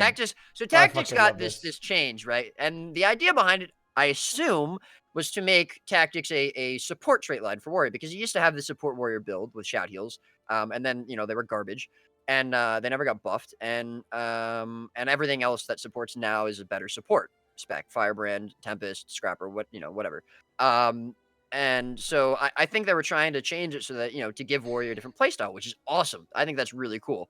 The issue with it is that the support traits that they gave you aren't as strong as the DPS traits that they gave you. One in particular, called Warrior's Cunning, where if you hit someone who is above 90% health, you do 25% extra damage to them, which is, doesn't sound like the end of the world. It's pretty good. But then the next part of it is, if you hit someone with barrier, you do 50% more damage to them. So you'll have warriors who hit someone with 10 barrier and do 9k damage to them with one hit. You'll watch Boy stream Warrior, and he's using the throw axe skill, and he's like hitting people for 10k with it. Yeah, sounds good. Sounds fun. Which is kind of a not the best thing in PvP, but if you think about it in World versus World, it could, and PvP, you're getting punished for other people giving you barrier, which I don't personally think sounds very. Isn't that like great. Hammer rep, Also, except it doesn't matter whether people have barrier? Yeah, I guess. Also, the other thing is, there's a lot of baseline traits on Weavers per se that give you barrier. Yeah, just for free. You can't remove them. Yeah. So like Corona on NG as well. Playing Weaver means if you have to fight a warrior, you are going to automatically take 50% more damage when you have barrier, which you can't control. Like Sanctuary Rune. Like a lot of some of these builds you can't run Sanctuary Rune anymore, which was meta. Because into the warrior, you just lose. You cannot win because of the Sanctuary. It's not the most intelligent trait ever. And again, it's slightly concerning because I think if they had actually thought about it, they would have realized that. Before putting it in the game. This goes back to kind of what I was saying earlier, though, about the feedback loop with the community. They take feedback now, right? But why not? What we're thinking about doing, so it doesn't make it to the game. I don't think it's not the end of the world. I mean, the game is a bit of a fiesta anyway, so I don't think this is really going to be. It's not like, oh no, the game's horrible now. It's not that big of a deal. No, the game is not horrible. It's just these stupid things that make it more annoying to play. I mean, I don't want to overstate it too much, but you've got so many willing slaves who love the game and would effectively do their job for them. So why not utilize that, I just mentioned about this World vs. World Discord, where I think the communication, the feedback's getting better. And I do think that. However, I do think it could be way better. And on the other flip side, there's also a PvP Discord set up the same way with devs in it that is hardly used at all, which is a huge, huge mistake in my opinion. There are so many people there that actually would offer their opinions and feedback and stuff, and I think it's grossly underused. And it's a real shame because they definitely need to be taking more player feedback into account. And on top of that, they also need to take the feedback they get and implement it faster. Because it takes way too long for things to change. Way too long. And that is the biggest issue with balance in this game, is that it's not done in a timely fashion. Yeah. I'm gonna go back to trolling for the rest of the TeaTime now. Oh yeah? Yeah. Oh yeah, he admits it. He fucking admits it, dude. Possible. Yeah. He's been trolling for like an hour and 13 minutes. I know I have not. And I no. And I think that's a disgusting thing for you to say. Okay. All right. So, okay, there is one other very important thing that did happen with Guild Wars 2, and that was, of course, that Moko Brien, aka MO, CEO, has actually stepped down. He's left his position to go and start his own company, yet again. Manaworks is what they're called, to go and make some new games there. And that is obviously a little bit of a shock, right, for the game. It turns like Mike Z seems to be kind of taking over, or not exactly taking over, but more like it looks like Miko Brien isn't exactly being replaced. Well, look what Lincoln just posted. Well, yeah, it's very unclear what's going on, and a lot of this stuff, it is it's business, it's bureaucracy, so it is a little bit it's a little bit opaque, really, to how this actually works. But yeah, so yeah, entities of West Chief Development Officer Chris Corey will continue in his role as managing all. Will continue his roles, right? It looks like there just may be no replacement for the CEO, but then again, that may not be exactly necessary because look, Mike Z is already game director. Yeah, right? He was running everything. Yeah, he was already doing it. He was the one at the announcement, right? Michael Brien wasn't there, or he certainly didn't show up like on stage. So it was Mike Z who was doing that. Yeah. So yeah, he's the face of the company. Yeah, he is, and a good face in my opinion as well. Definitely a good face for the company. I think Mike Z is very trustworthy, and I'm confident. I think some people will be worried, and we were memeing it up like, oh no, the end is like the ship is sinking, like the CEO is abandoning ship as well. But like, I don't think that's necessarily the case. No, I don't. We were memeing it up, but no, like I think this is actually just well, it's not really a big deal. I mean, well, it's not a big deal, really but changes anything. I don't think it changes anything. Realistically, I want to say that it was likely he was going to be leaving after the layoffs. Anyway, this is probably a bit of like, oh well, like you've got to kind of take one for the team there as well. So this has probably been a long time coming. I don't think this is really a shock. This is probably not a shock to anyone who's working at ArenaNet. NC Soft are probably like, okay. But yeah, and so yeah, Mike Z's time in the sun will continue. He is now ArenaNet leader.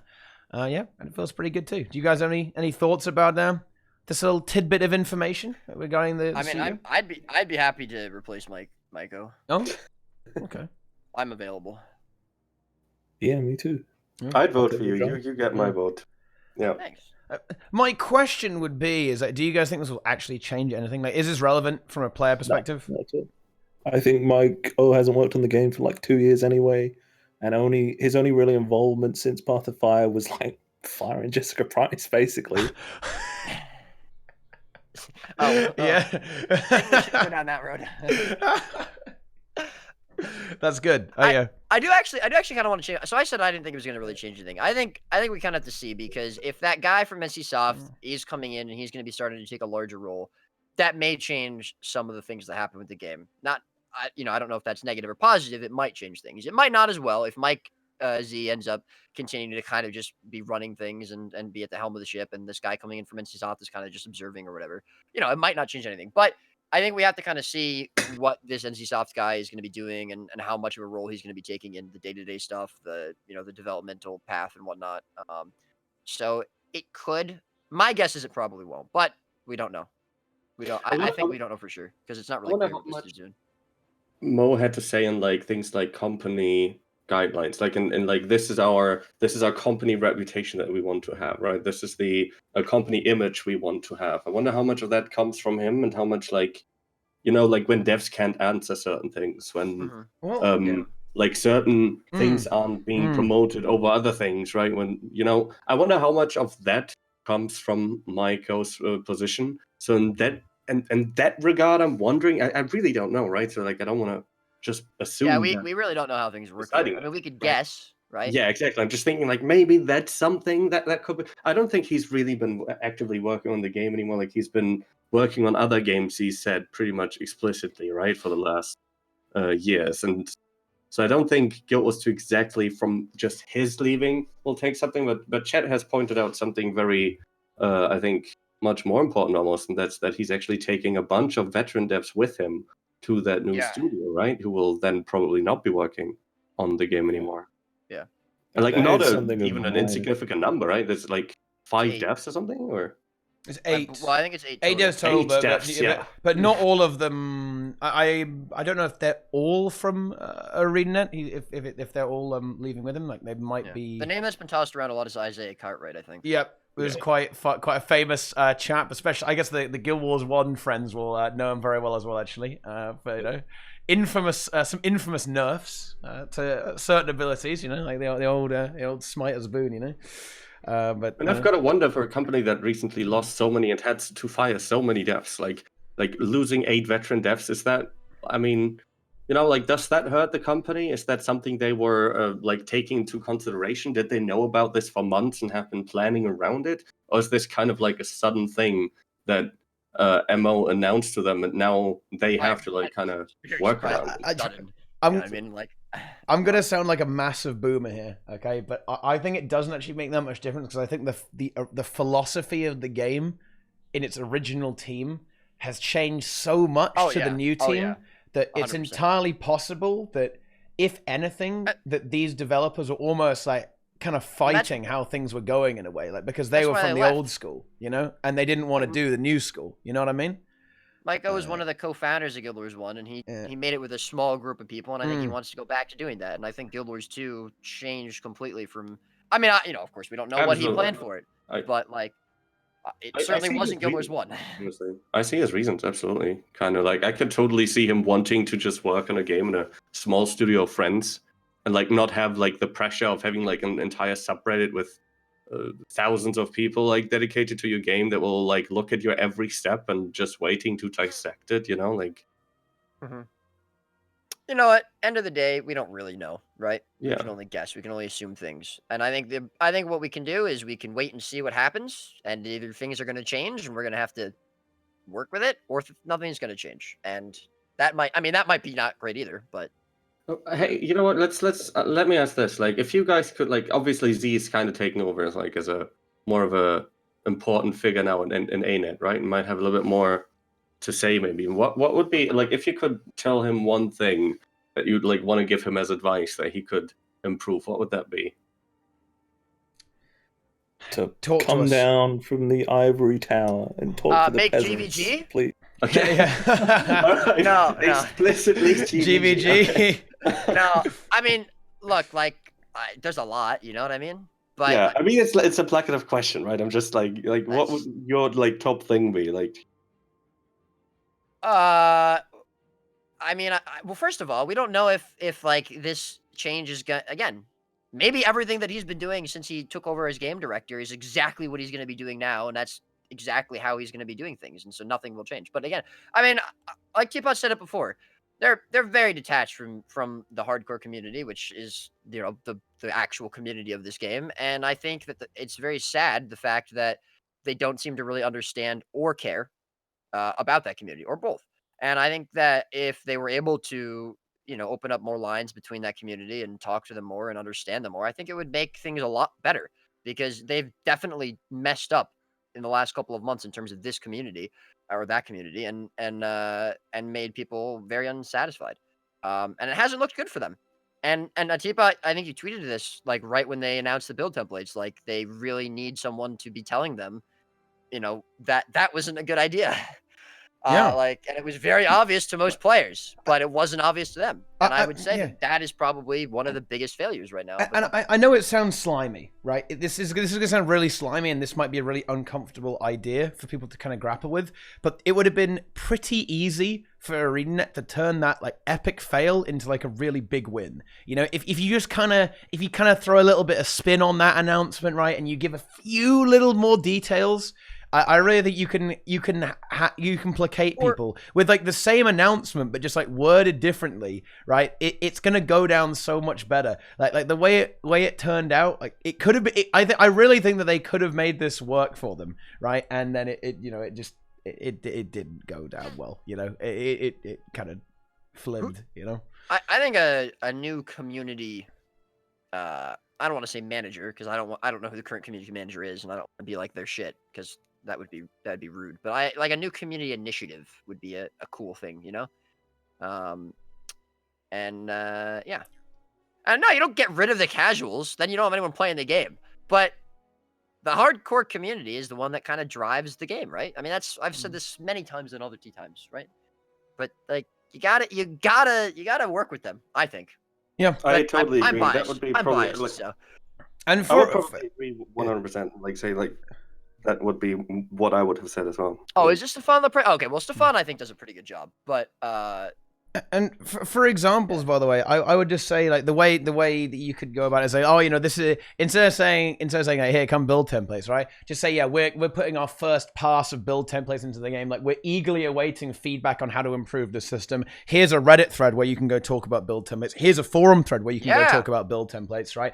Come and ask us anything on the stream, right, about build templates. Also, have a vague idea of the pricing as well, okay? And just more importantly, just say that you're very willing to adjust. Yeah, exactly. Right? And when they wrote that, that's how you could spin it. For purchase, they should be like, we're thinking of, you know, a pricing around 400 gems, but we're gonna wait and see what the community thinks, and we might change that. You know, something like that. Or don't even specifically say 400 gems, because, you know, then people are gonna just see 400 gems and focus on that. But, you know, in general, be like, hey, you know, because like a lot of people have been theorizing that the reason they didn't put an actual price in the post is because they wanted to wait and see how the community reacted. But just say that if that's the case, because that would make people a lot more. Yeah. And also, right? if they even said about like the 24 limit, if they explain like this is specifically why we can't do more than 24, people would be like, that sucks, but I understand, because we now know the reason. We can only speculate as to why they don't have more than 24, for example, or other issues like this. You know, when it comes down to, you know, I mean, I say this all the time. Like, look at Ben, right? Look how much Ben communicates with the and you know what the thing is? The thing is, Ben just shows up and he says hi, right? He doesn't even necessarily tell people things. Like, maybe he'll like, you know, say something to someone or whatever. But like, he doesn't actually be like, okay, this is what we're doing, and this is what we're doing, and this is what we're doing, and I want you to tell me this so I can do this. You know, he doesn't necessarily do that, but he just shows up, right? He talks to people. And there are the devs that do it. It's not just Ben. You know, Ray comes to streams sometimes and stuff, and like we've seen Jonah in streams and stuff, and he, you know, he talked to us about like, or he was talking to some people about the ERP.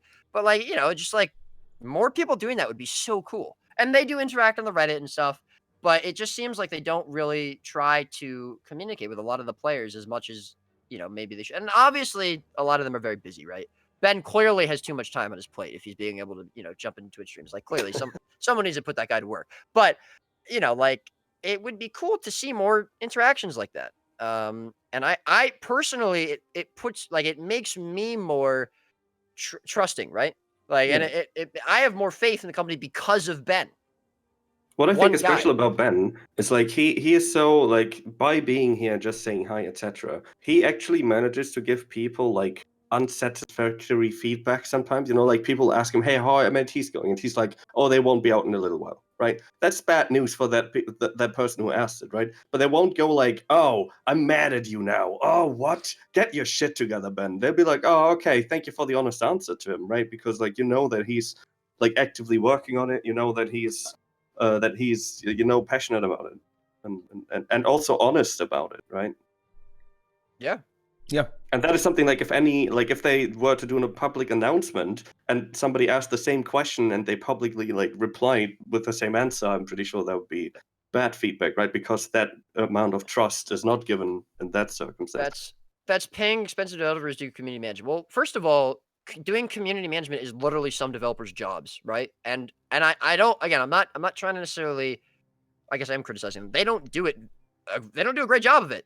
Straight up. Like, you know, again, Ben isn't the community manager. He's not part of the community team as far as I know, but he seems to be the community dev. And so it literally is some people's jobs. And on top of that, he usually comes on like his lunch break, right? So it's not like he's getting paid to do this. So, you know, pop into a Twitch stream on your lunch break. Say hi on the Discord, you know what I mean? I don't know. Just get more involved in the community and have a better understanding of the community. Because I feel like they don't really understand this community as well as maybe they should. I should apply for a job as a community manager. I don't believe that position is hiring right now at ArenaNet. So can't apply for a job that isn't open. But yeah. Yeah, exactly. MightyTeapot game director. Yeah, I'll just run the game. I'll just fly over to Seattle right now and just take over. There we go. I'll meet you there. Yeah. Me and Roy will open the doors. Dude, Teapot will show up and he'll say, "Who are you?" Yeah. It's true. You know, I'd be a little bit worried about like, holy shit, we can't let this Teapot guy. It's like, oh, it's okay. They don't know who I am anyway. It's not a problem. Not an issue, right? Dude, you should get a tour and see how long it takes for someone to recognize you. Yeah. By the way, guys, like, no, guys, like Christopher Corey, look, okay, don't look, guys. I'm gonna say this. They're not gonna shut down Guild Wars 2, right? This game makes a lot of money. Wait, okay? but I just got an email from the partner program. And they said, "Wait, sell your stock right now." Yeah, I see. No, right? They are not going to shut down Guild Wars 2, right? Yes, the thing is, like, they're not making. And by the way, they're not making Chris Corey CEO, right? He's continuing in his role of like managing the Western development of their games. Like, he's the NCSoft guy who's keeping tabs on the game, right? He's not, because I've seen this page. I've seen this pasted a few times. I really have to address it, right? Because we don't need fear mongering or anything silly like that, right? Okay, they're not going to shut down the game, and he isn't the CEO, right? I'm not even sure if they have a CEO at this point. They probably don't even need one, right? They've only got one game. They sell one game. Like the game director is kind of the same thing as the CEO, really. Well, I don't know. I don't know anything about business, right? Like, if I'm wrong, please correct me in the chat. It's probably not necessary. And yeah, he worked for EA, and well, if he did work for EA, then bad, okay? Yeah, EA bad. Yes, give me upvotes on Reddit now. But yeah, I mean, like, look, EA. As much as I hate to admit it, okay, EA have even made good games, right? They've made some great games in their time, right? No, that's not. I'm not even trolling, dude. No, the way you said that was like, wait, EA they've made some games, right? That weren't a complete fucking trash. Yeah.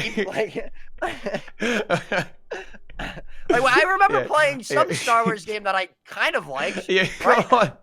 They've made some good games, man. Okay, they've made some good games. So, like, it's not the end of the world if he worked for EA at some point, right? Yeah. What?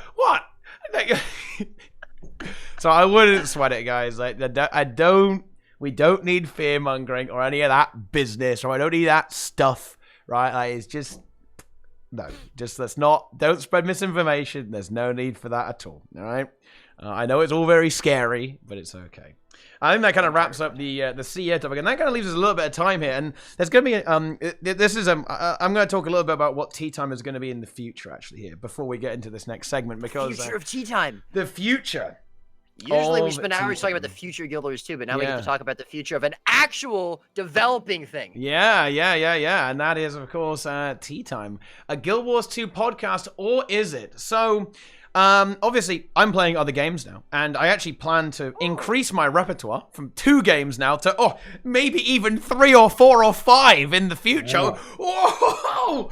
I can't believe it. TeaPot, what? Yeah, it's over, right? And as a result of that, first, this is very important, guys. You probably won't see, you won't see Tea Time in the Guild Wars 2 section anymore. It's probably going to end up in gaming talk shows, because I was gonna this Tea Time is here in Guild Wars 2 just to let everyone know, to make sure that everyone is completely aware of the situation when everyone's here. I do intend to do the podcast. Will it be weekly? Maybe not. I would love to do it weekly. It's actually one of my favorite streams. I always look forward to Sunday evening so I can have a chat with my lads, just shoot the shit about whatever. Like, even when we didn't have anything to talk about, I still had a good time, because I'm just talking with my friends. It's really good, and I do want to get back to that. I took some time off because of I kind of moved away from taking Guild Wars 2 seriously. But yeah, we're going to be talking about a bunch of stuff like MMOs, games, whatever. And we're going to be doing that kind of right now, because, of course, I've gone to play WoW. Roca's playing Final Fantasy. I thought we might just kind of talk about our experiences as Guild Wars 2 players moving on to those other games. I don't know, maybe Daelin, Dwin. Daelin Dwin's a really, like a proper stalwart Guild Wars 1 fan. I think, as well. Cockroach of Guild Wars. So we could talk about Guild Wars 1 as well, because Guild Wars 1, I've got to go back and play that sometime as well. Actually, I've got to go back and play that too. So Guild Wars. If you like Tea Time, guys, don't worry, it's not going anywhere. But it may be going to a different section of the directory. If I ever do one dedicated to Guild Wars 2, you'll see it back here. obviously. If I'm just gonna, if I can, I don't know, if they drop an expansion or something like that, then yeah, we'll talk about Guild Wars 2 for an entire tea time. We'll get that honor yet again. But there will be a bit of other stuff creeping in as well. I know I hate to pollute your the Tea Time podcast with the filth of other video games, but the times are indeed a changing. And yeah, that is the announcement. That is the future of Tea Time, guys. Yeah, that's crazy, man. I can't wait. Yeah, it is pretty crazy. And you know what? I think I want to start it with a game that I've been a little bit skeptical on, and it's a game that I probably won't end up playing. And that is, of course, Final Fantasy, which seems to be a very popular game. Very popular game with Guild Wars 2 players. A lot of people who play Guild Wars 2 ended up in Final Fantasy. And I would say, I dare say it's the second biggest MMO right now, actually. As I understand, it's doing really well. Probably fair to say, yeah. Their most recent expansion did extremely well, the Shadowbringers expansion. And it's a game that's known for catgirls, brothels, and really hard raiding content as well. Wait, what? Oh no, there's been like an actual brothel that was running the game for money, and people made a huge amount of in-game currency. How much is Final Fantasy? Yeah.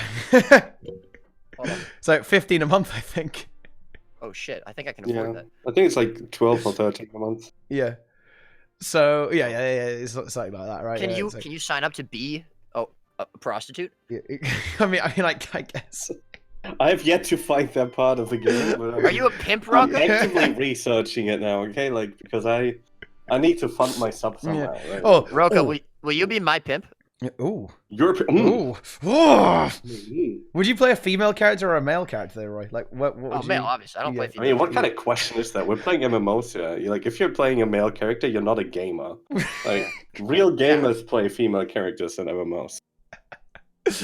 Oh, my goodness. What is really cool about Final Fantasy is that, to me, I love the story of this game. I don't mean the actual in-game story. I mean like the story of the game's development, because it is some of the things that people say can't be done, right? It came back from a disastrous launch and kind of re-releases it and is really blowing up now. And secondly, it's a sub-fee game as well. People say the sub-fee MMO is dead. That is absolutely not true.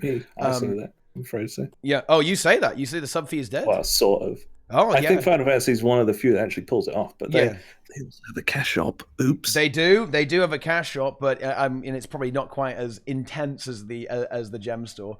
But so it has quite the tail around the game. And I would say it's certainly known from a PvE perspective, for sure. It's known for very, very hard and intense raid content, and that's no surprise why Roca has gone over there. So I'll tell you what, Roca, like, tell us, from a Guild Wars 2 perspective, how have you been finding Final Fantasy, like particularly with regards to, like, the leveling in the end game? Because I know there's a lot of complaining about the leveling experience. Like, did you level manually, or did you skip it using one of those boost things? I leveled to like level 57, I think, manually. Until the point where I just couldn't bear it anymore, and I bought a fit. I don't regret it at all, though. I would definitely say, like, the weakest aspect of this game is like its early game and the Realm Reborn part of the game. I think most of the Final Fantasy community itself kind of agrees on this. It's kind of like how like a Guild Wars 2 veteran will tell you that the core Guild Wars 2 experience and the core Guild Wars 2 story is not that good,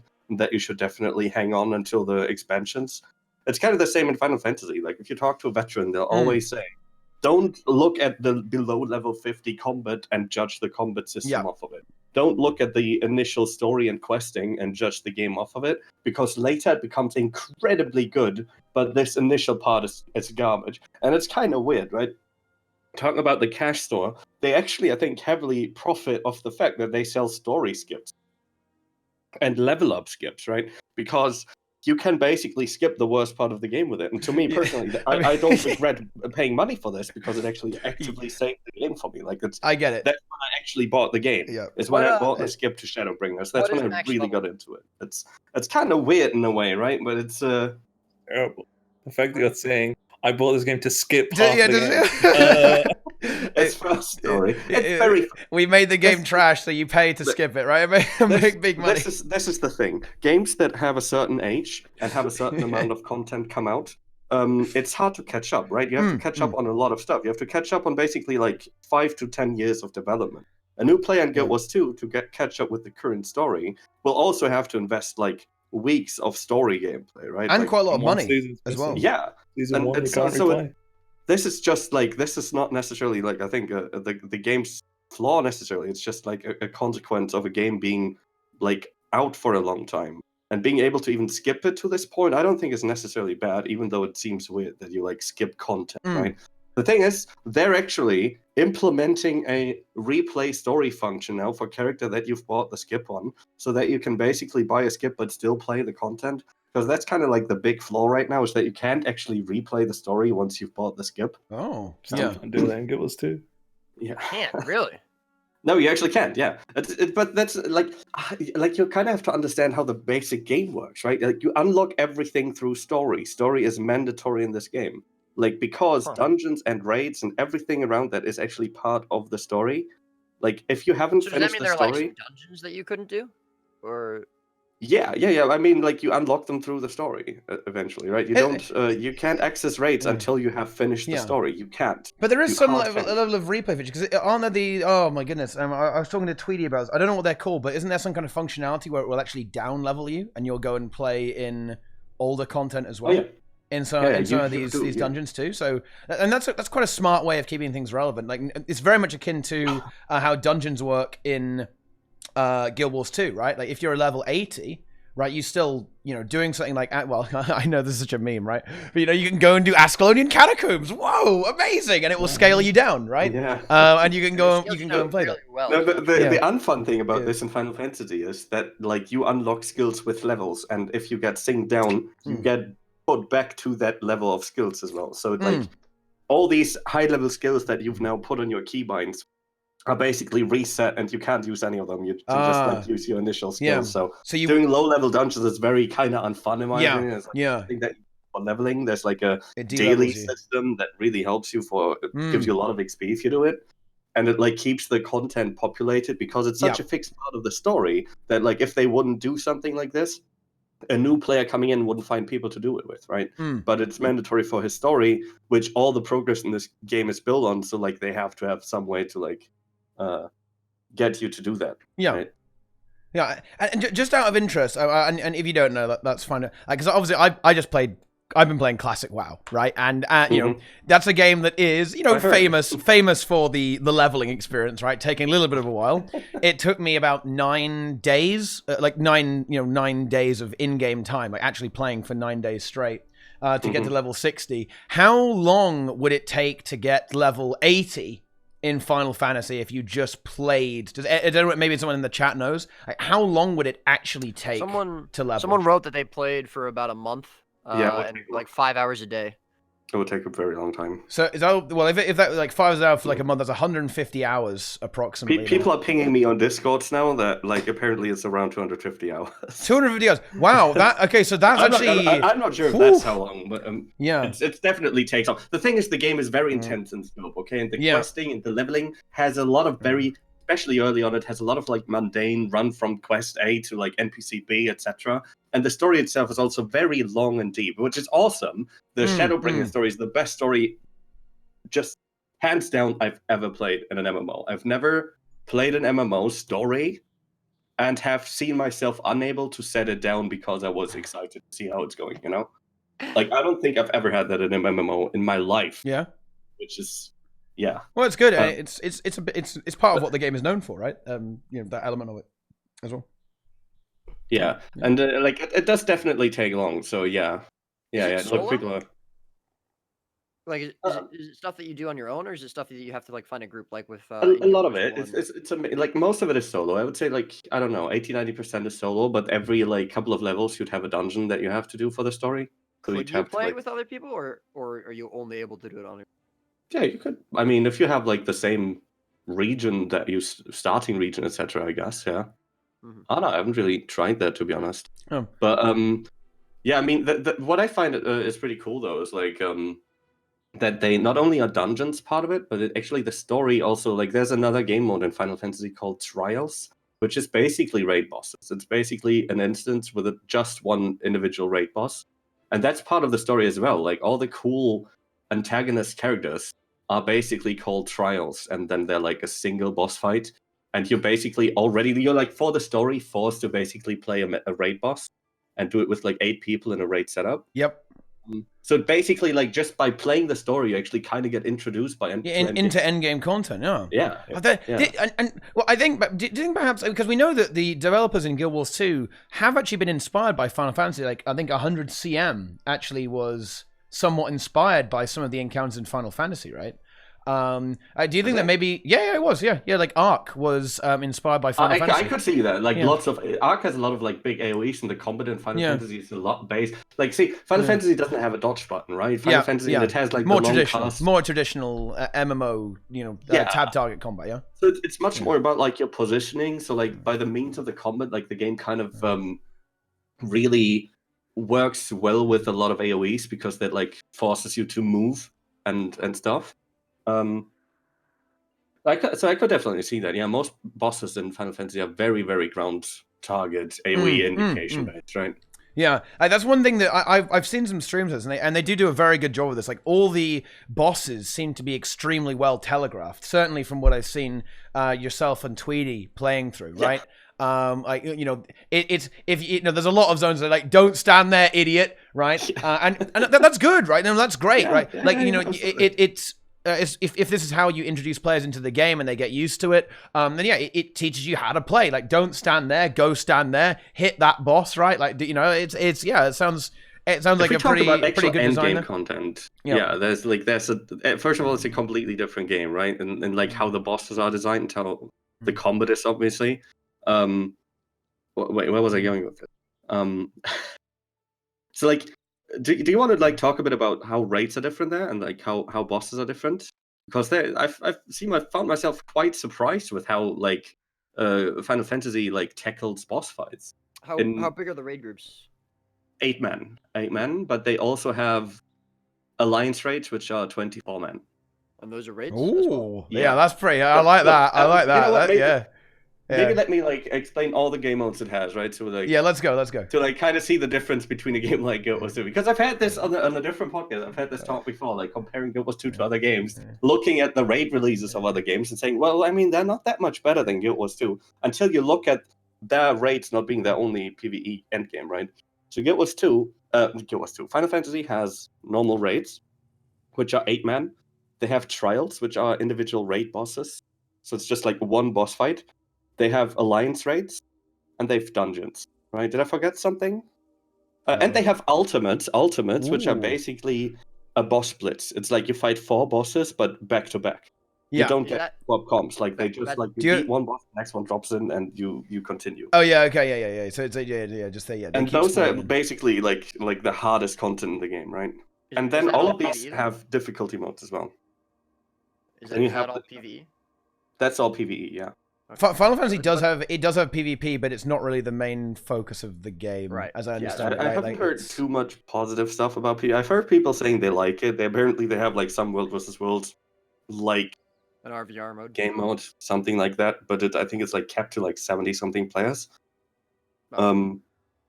But yeah, I haven't heard that much about the PvP. I've really mostly been into PvE so far. And I've only heard very good things. Like a lot of the raiders in this game seem very satisfied with the with the content there. And to be honest, like what I really like to hear is this kind of integration with the story, with the end game as well. I think that this is something that Daelin was talking about earlier, actually, is like how Guild Wars 2, like it's this paradox of the way the freedom of the game is that you end up with people not stepping out of their bubble ever, right? Because these things are so separate, so disparate, right? That you end up isolating players instead of bringing them together, right? Because of the level of freedom, like because you never actually have to go in a group in Guild Wars 2 to do stuff. You end up never going in a group, even if you kind of want to, right? And it seems like Final Fantasy kind of has that really locked down, especially with that system where you go back and play old content, right? This syncing system seems like really good. And honestly, I can see a little bit of that in these strike missions, right? Like you see in Guild Wars 2, where it's going to kind of gently introduce people to these ideas. And it seems that Final Fantasy does that there as well, which is, it's not a surprise why their raids are doing so well if they're gradually, introduced to you as you play through the game, and you're going to group up. And also, it finds groups for you automatically, right? Doesn't it? Like if you go for a story, it will place you in a group, right? Yeah. Like like you have like a thing called like the Party Finder, which is a lot like the LFG, but then you also have like a hot join system. One thing that I find, by the way, like one different topic about Final Fantasy that I think that Guild Wars 2 really needs to steal, and that's that they have tutorials, class tutorials, basically. But it's not definitely class tutorials. Let me quickly like expand on this and explain, right? So when you play the main story, you at some point reach level 30, right? And at level 30, you're like your class expands. You basically get what Guild Wars 2 has as elite specs, but there it's like, I think it's just, I don't even know what it's called, but that's when you basically unlock your actual class, right? You play like a base class, and then later you have the choice by playing a certain quest line to, for example, I started as a conjurer class, and then later I got the job quest for white mage, which would then be my end game class, right? Yep. And to unlock this, you have to do a class quest, and this class quest actually teaches you how to play that class. This will have like specialized quests that will demand certain things from you. To like expand on this again, like in Final Fantasy, a healer actually has to deal DPS. It's like a big part of playing healer is that like you're 70% DPS, 30% healing. So the story, your job quest will actually manufacture a scenario where you have to do DPS and kill mobs and heal something at the same time. And if you do any one of these two badly, I actually failed this mission 4 times before I beat it, right? Oh. You have to be able to keep this guy alive whilst killing these mobs. And if you focus too much on healing, the mobs will kill him. If you focus too much on damage, he will tick down because he has like a debuff that will slowly tick him down. And that actually taught me how to play the class, and I found that so fantastic. Like after like 3 or 4 times of dying, I actually realized that this game was actually teaching me the game right now, and that I was like becoming better at my class. That's pretty cool. And it has it for every class? Yeah, like I mean, I haven't played the other class quests. I've only played it for this one. But I don't. It was like a revelation playing this. I was like, what?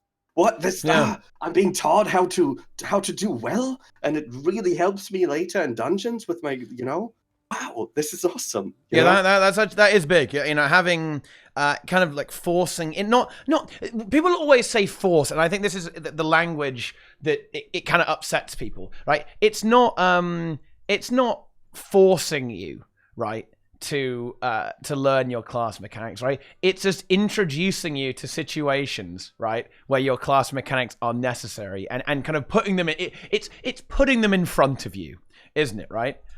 You know what I mean, right? Yeah, this is a really big important part of the game, because like you would hope that everyone's going to read their tooltips and that sort of thing, but Guild Wars 2 is the social experiment, right? People don't do that, right, unless you actually make them do it. Yeah, they have those dodge trainers in, like, the starting areas. I understand what Chet is saying, that like Final Fantasy gets away with this so well because they have such a fixed class system, right? They have a tank system, and tanks have certain roles, and the healers have certain roles to fill, right? That it's like a hard-coded function of your class, right? A healer is never going to be a DPS player. Technically, kind of. But, anyway, like their main reason will always be a healer, right? So they have different things they need to do, right? So it's probably easier for them, but I don't think it's impossible because of that. I don't think it's impossible for Guild Wars 2 to do that. They've had very, very clear ideas on some of these elite specs. Like for Druid, for example, that was a very clear healer spec.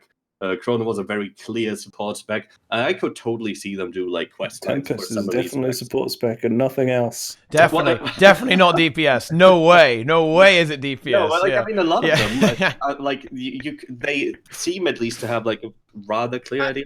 I don't know if I would necessarily say like they're obviously kind of like in that direction, right? But I think there are builds you can play on those classes that are DPS. but the best way to play those classes are support, right? Because like, yeah, they're support classes, obviously, but I don't think that ArenaNet was necessarily thinking that, right, when they made them. I mean, aren't the specs kind of like supposed to like be niche users for the class? So I think when they design them, they kind of have something in mind for them. So like, even if it's not like, it doesn't have to be just healer, tank, DPS, right? I think Guild Wars 2 like tries to expand on this whole class idea a lot more, right? On this whole role idea, right? They like diversify that a lot more, right? So you could make like for Spellbreaker, you could make a like, I don't know, almost like a PvP oriented like mission, like something that like teaches you how to block effectively or like use your F2 effectively. Like some how to be good at using wins and World of Warcraft. Yeah, like just like use that whatever class specific this has. Like just press the button. Well, you could. I mean, I think the wins example is really great, right? Like, imagine how cool it would be, for example, if like when you're unlocking Spellbreaker, right? And I know this would. And do you know why they don't do this? Actually, I can tell you exactly why they would never actually do class quests in Guild Wars 2, and of shame, but I know why they'll never do it. Because do you guys remember the really olden days when we had the old trait system? Specializations didn't exist. They kind of did this. They tried. They didn't do full class quests. I think maybe they should have gone the full distance, especially with elite specializations. But they made it that to unlock a trait, you would have to go and do a specific event, something in the world. And now, obviously, that is not. That was kind of cool. Yeah, I agree. It is kind of cool, actually. Like the fact that you have to go and do this to unlock this. I really like that, but people hated it, dude. They fucking hated it, and that's why they'll never do anything like this. And I think it's a real shame. I think people hated that. Yeah, they really didn't like it. They reverted it. They got rid of it. Well, I know, but how do you hate? I kind of thought it was cool because you had to like go and do a little. Yeah. Well, the trouble was the trouble is that it wasn't unique per class, right? It was like the same thing every single time, which was not ideal. Yeah, no, it wasn't like that at the start. Yeah, they added it later. Yeah, that's correct. But like the system might have been bad. The point is, like, imagine how cool it'd be. Like, if you're a Spellbreaker, your final Spellbreaker quest you have to do when you're unlocking your specialization is that a bunch of NPCs rush at you, right? And they've all got 25 might, stability, resistance, and there's an NPC who's like trying to stun them and stuff like that. And in order for you to be able to win this mission, you have to run in there and kind of cover them in the bubble, right? And remove all their boons so that your NPC, like the roleplay, maybe there's like a ghost who's teaching you how to be a Spellbreaker because there's a lot of Elonian ghosts about the place, or something like that, and you're learning to be a Spellbreaker, and you have to go in there, right? And rip all those boons, and you have to learn those abilities. You think it's cool because you like time sinks? Most people don't. No, it's not a time sink. It's a role. Look, it's a role play thing, right? It's role playing. That was hardly a time sink. Yeah. I don't ever remember spending very much time on it. Yeah. And second of all, I'm not even saying that like I thought it was a good system for learning the class. I just think it's cool that like because I think when I like the first time I ever did map comp, right?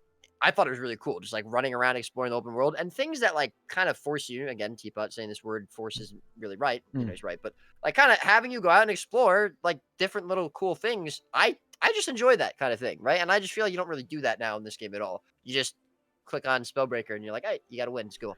But I hardly remember the system anyways, right? Like maybe it was awful and I'm just misremembering. I think it's a case of too much. It's a case of too much freedom.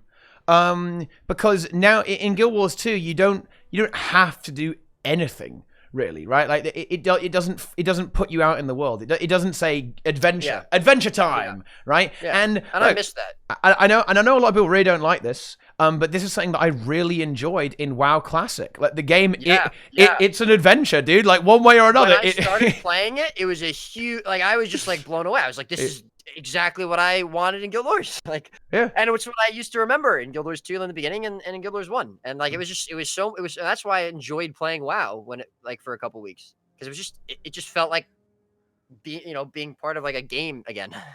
Yeah, cool. yeah. It's the leveling experience I had. You know, to slightly divert, I do want to go talk about Final Fantasy a little bit more. I'm very curious about particularly the rating, but like I really enjoyed the leveling experience in World of Warcraft. Like I know, yeah, like people go, oh, it took you 9 days of game time. That's horrible. It's like, well, I mean, yeah, you know, it took a little while, but it was a really enjoyable experience. Like, you know, my character has done all sorts of things like throughout the world. You know, I've conquered various elite areas, like all the dungeons as well. Like I've been back and forth, like all over the world, completing all these complicated quest chains that kind of somehow slot together so I can get into the raids and attune to the raids. Like one thing I love attunements, right? I don't think this exists does this exist in Final Fantasy, Roca? But like the idea of having to like do quest chains to get, you know, to be prepared for the raid, like so your character is capable of doing the raids.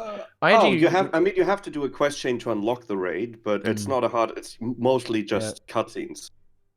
And like talking to people, it's not an actual. Oh yeah, of course. I mean, of course you're right, because it's all tied into the story anyway. Yeah. So you're gonna have to. But it barely qualifies to what I think. How WoW does it? Like.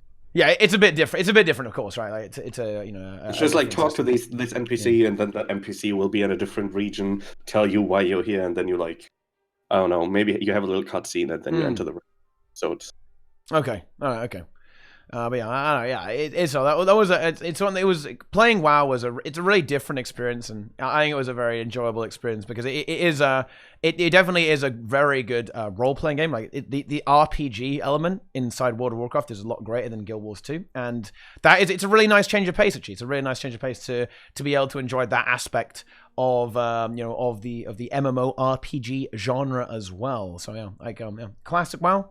Pretty good in that aspect. That's for sure. That's part of Classic WoW is Goldshire Tavern too. Oh yeah. Like if you're into that sort of thing, yeah. If you like that, a little bit of the role playing, yeah, the erotic role playing as well. But I mean, I don't want to say it, but I think Final Fantasy's got WoW beat there. They've really got the hot stuff. You know, they've got the right. We are like, I think we all have our niches on the market, right? We all.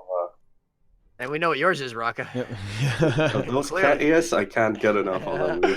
Oh man! Somebody sent me, somebody donate me so I can buy these cat ear earphones, right? Ooh. I feel like that would really amp up the quality of my stream. So I think we all do. Girl Wars has. Yeah. Yeah. I think that's those are the same, one and the same, I believe. Yeah. That's big. I mean, the thing is, I think there is Final Fantasy does attract a bunch of people. Like I think it's.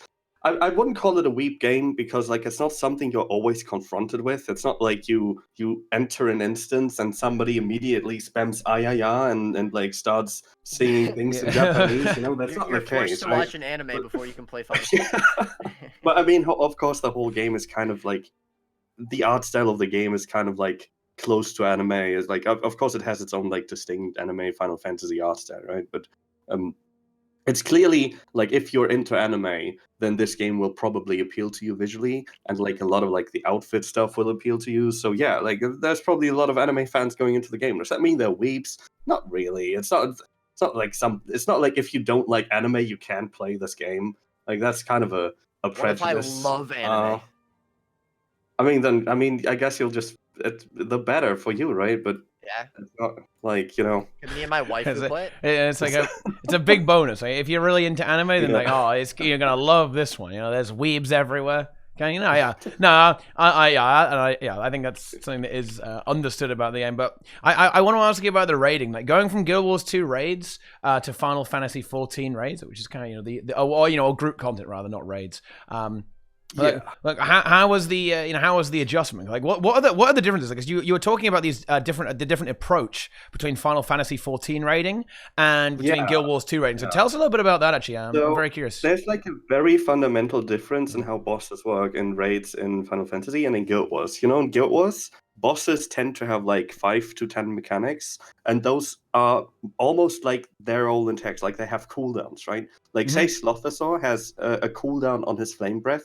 And if you face him into CC at a different timing, that will change when he does his flame breath, right? Let's say the flame breath was 10-second cooldown, and you get him to CC at 9 seconds, then flame breath will be the first thing he does after he stands up, right? But if you get him into CC after the flame breath is on a 2-second cooldown, he will start moving first, right? You know what I mean? Yeah, That's how the games are coded in Guild Wars 2, right? In Final Fantasy, however, bosses will have 30 to 50 mechanics. but these mechanics will then be hard-coded into a certain order. So it will be like the boss will always start with the same attack, then he will do an attack on the tanks. Then this mechanic happens that the healers have to do. Then the DPS players have to split up into this mechanic. So they'll have like 10 minutes of a completely roadmapped out, 100% specifically roadmapped out fight, with like tons of mechanics, right? So at first it's extremely overwhelming, right? There's like you have to read a whole list of mechanics that you have to do with if watch a guide on a savage boss, and it takes I think the guide itself takes 15 minutes, and I had to rewatch parts of it many times. So I think it took me like 20 to 30 minutes of reading of just watching the guide, right? And then it takes a lot of movement all the time, right? And that's how like the combat kind of ties together. Like you have to move quite a lot in this boss in this game, right? And now thinking about how the combat is more about like casts, etc. For me, like I'm playing a caster, it's different for like different classes, but like I always have to like pre-plan now. When do I cast my stuff, and where will I be able to even finish my cast before I have to move again? Because if you interrupt your cast, etc., it hard cucks your DPS. And most bosses are on an actual timer, especially if you're like entry-level gear and not best in slot gear yet. So yeah, it is 100% scripted. That's kind of the difference. But in return, it's much more punishing. If you fuck up, you actually die. Like there's no downstate. Yeah. Like healers have rests, but resting somebody basically costs you so much mana that the healer will then pretty much, if you're entry level gear, right, you'll pretty much then later down the line run out of mana and die. Like that happened a ton to me as a healer while we were progressing through these raids, right? So it's like, as a new raider, it was quite hard. I can totally see why it takes so long on progress, right? Like imagine this on a progress day where you don't know the mechanics yet, and you're finding out every single one of these mechanics step by step, and it takes trial and error of. Yeah, you're just gonna it's gonna kill you, right? You're going to die, right? Because you just won't know what's coming. Take a long time to progress on release, right? Because there's so many mechanics, and you have to finally figure out how they work while basically being under geared, right? That's why it takes so long. But then later down the line, I think, once you get better at it, and I myself am not there yet, right? So I'm just kind of assuming, so take this with a grain of salt. But I hear this from like a couple of veterans that have been watching on stream in Final Fantasy. It seems like once you're really good at it, it's more boring, right? Or like it's more, not necessarily more boring, but it seems easy, right? To like a veteran, it seems even easier because he knows exactly what's going to happen at every point in time, right? Because it just becomes completely predictable, right? You know, it's very consistent. I imagine that's a bit of a boon in a way, though, because like getting fucked over by RNG, like no one likes that, you know? That's not fun. I guess it's like no RNG whatsoever in the way the bosses work. Then. Well, some bosses do have some RNG. Like for example, there's a lot of like a mechanic will target one of the two healers, and it's random which one, but it will always be a healer. So you still have to like react being the healer, you know? Yeah. So yeah, there is an level. Oh yeah, go ahead, Roy. Go ahead. I was just gonna ask you, is like all of Ellen playing this, or did you just kind of decide to do this on your own? Like, did you come over with your guild, or? Oh no, I came. Like, there's a ton of people from Guild Wars 2 generally, but not very few from very. There were a couple of Ellen players that like started the game but haven't really kept going until now. But so who are you? Like, did you play with people you knew from Guild Wars, or did you just kind of like? Yeah. We have a static of basically Guild Wars 2 veterans. There's like an entire Discord called the Guild Wars 2 Refugee Discord. And I think there's like 200 people on there at this point, and like it's. Is it just for Final Fantasy? Yeah, it's basically about. So it's a bunch of weebs and okay, cool. Yeah, just only like actually you have to like link your 5 favorite anime characters. Yeah. Otherwise, to even get in. And you have to like out. characterize them. You have to show like that. You get a little pop quiz of like anime phrases that you have to know. All right. Can we report that Discord, please? I need to get that out of here, dude. We need to shut that down. Then we need to deal with that. But it's like basically somebody made a Discord. That's cool. That was basically just like, hey, we realized a lot of our friends also are going, and they made like info channels where they basically posted lots of useful resources. They link Discord in there that you can go to if you want to find out about the balance, etc. It's basically just a nice like community of Guild Wars 2 players that are kind of getting into Final Fantasy. Yeah.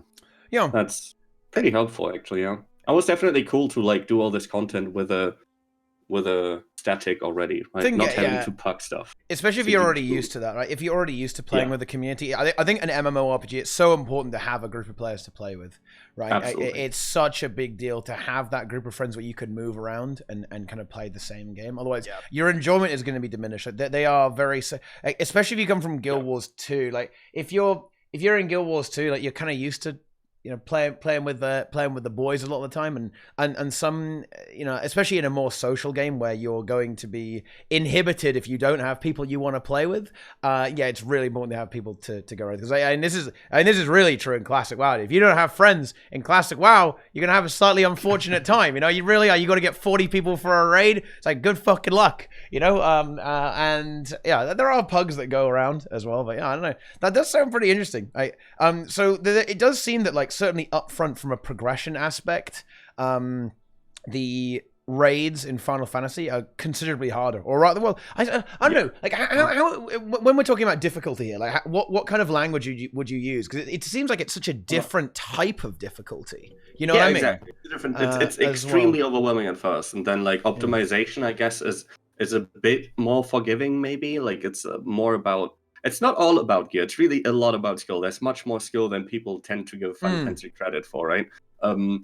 But it's also a lot about optimizing, right? There's a lot of optimizing you can do, but it's different from Guild Wars 2. It's just different because, like, if you optimize a boss in Guild Wars 2, it can change the entire flow of the fight. If you speed kill Slothosaur, the fight is so different. It has a whole different set of challenges from just killing the boss, right? Like, entirely different. But the bosses in Final Fantasy, they will stay exactly the same. You will just finish them earlier before they get to certain phases, right? I can give you the times that it took us roughly to progress through the raid. Oh yeah, that would be great. Like, you know, that's and if you can kind of draw I guess, like, you know, what's normal mode, like, for example, like the start, that kind of thing, like by difficulty as well, because obviously, you know, you've got that distinction of challenge modes. In Guild Wars 2 as well. So, like, what are we looking at for? So the first thing, if you play through the story, you're always going to run dungeons, and dungeons are fairly easy, right? They're not necessarily hard. There are harder dungeons towards the end, but they're never really hard. Then you have trials, and trials are going to be the first one that are actually like raid bosses, or like considered end game. The first properly hard boss is considered, I think, a boss called Titania, which is a trial boss. And that one will be very easy. You will have to play it during the story in its normal mode. It's basically story mode. Yeah. And you'll still have to play the game. You still have to like play it with 8 people, and you'll have to like do it properly. But then in X mode, in extreme mode, it will actually have proper mechanics, right? Then it will be proper punishing. It will be a lot harder. It will be at least like 5 times as hard, right? But still, going into Titania, into the trial fights with an experienced, but not ultra experienced, right? I would say this was not a top tier group, but a group of people who knew the mechanics and had done the boss before. I think we killed it in 2 tries. Then the next trial boss, I think we actually killed first try in X mode again, like, given this was a somewhat experienced group. And then with that same group, we went into normal mode raids and killed every boss first try except the final boss. The final boss was 3 tries. Mm-hmm. And then we go into savage mode raids, and I think the first boss took us 4 to 5 hours. The second boss took us another 4 to 5 hours. Third boss took us like 6-7 hours, I think, and the final boss took us 15 plus hours. So quite the progression then. So there's certainly there's definitely a good amount of challenge there to be had, right? Like, just mechanically, and obviously this is a game that and also. Yes, this is with people knowing mechanics, right? This is after I'd thoroughly watched guides, right? I knew every single mechanic going into the fight, and it still took me hours and hours to kill these bosses, right? I can't even imagine how hard this must have been on release. Yeah, just because of the sheer amount of things you got to deal with, and of course the DPS check as well, right? Like, you're not only gonna have to handle the mechanics, but also deal with, you know, being able to pull off your rotation simultaneously as well, right? You know, otherwise you're not going to be able to kill it in time, because there's hard enrages, right? Like, if you're too slow, you're dead, right? Like, it's like GG. Every boss has a hardened rage at the end. Like, there's a certain amount of mechanics that will always happen, and then at the end you will just spam AoE after AoE after AoE until you're dead, and you won't be able to keep up with healing. There you go then. Yeah. And well, okay, so I want to talk about Final Fantasy, because a lot of people, we all here at Guild Wars 2, we like to complain about no content, right? Like, there's no content. There's never any raids at Guild Wars 2. There's never any, we just like 1 hour of content every 3 months. So, and this is the thing that I can talk about Classic here a little bit as well. Like the Classic WoW, certainly right now before PvP has been implemented, kind of suffers in the same way. Like, you're going to be doing the same stuff over and over again. It's a little bit different from Guild Wars 2, is that there is still progression to be made. Like, doing the dungeons actually does something for you a lot of the time, but there will be a point where that will do nothing. In raids and Guild Wars 2 release very slowly, but I can only raid once a week in Classic. I can't do it every day. That fucking sucks. But like, how long do you see yourself playing Final Fantasy? Because you're playing pretty, I would say, hardcore right now. Would that be fair to say? You're playing a lot, like playing every day. Yeah, I mean, I raid like 3 to 4 times a week. I would say, like multiple hours, right? Yeah. So how long is it going to be before you've beaten everything, right? And you've caught up, as it were, with current content? There's basically just one more really hard thing, I think, right now that I could do to catch up, and that's the current ultimate of the last expansion, like the boss blitz thing I was talking about earlier. But there's tons of optimization to do in raids itself, right? Like, I'm personally the type of player that doesn't like just clearing raids, right? I want to clear them very well. Until I'm fully done, probably at least 2 more months until I'm even fully geared. Probably, because I'm kind of like, I'm a healer. Healers are like lowest on the priority list. Oh no, maybe this is something worth talking about. Like the loot system and that's actually terrible. Like, how does the loot system work? How does the loot system work? You get like 2 drops per boss. If all of your people, if at least 6 of your people, I think, have not killed the boss this week. Once you play with more than 2 people that have already killed the boss, you reduce the loot by half. Like, oh no! Yeah. And if you have like more than 4 people, I think, that have killed it, then you just get straight up no loot. Like, even the 4 people that have not yet killed it, it's not will not get any loot. It's theoretically grindable then, but you'd have to do some like really funky shit. You'd have to like boost people, I guess, like to grind loot out of the bosses, right? You could like cycle people around. You could keep joining pugs and then who haven't done it, and you could keep leeching loot, or what?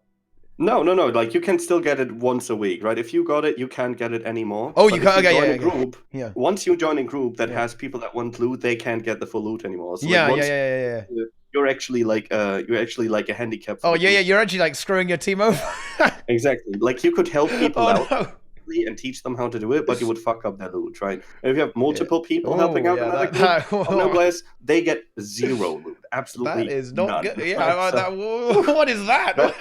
Yeah, that's pretty. I mean, it prevents you from selling raids. It prevents you from like hard carrying people through raids. You do still. Oh, do you still get the books? I didn't know. Like, I wasn't sure about the books, but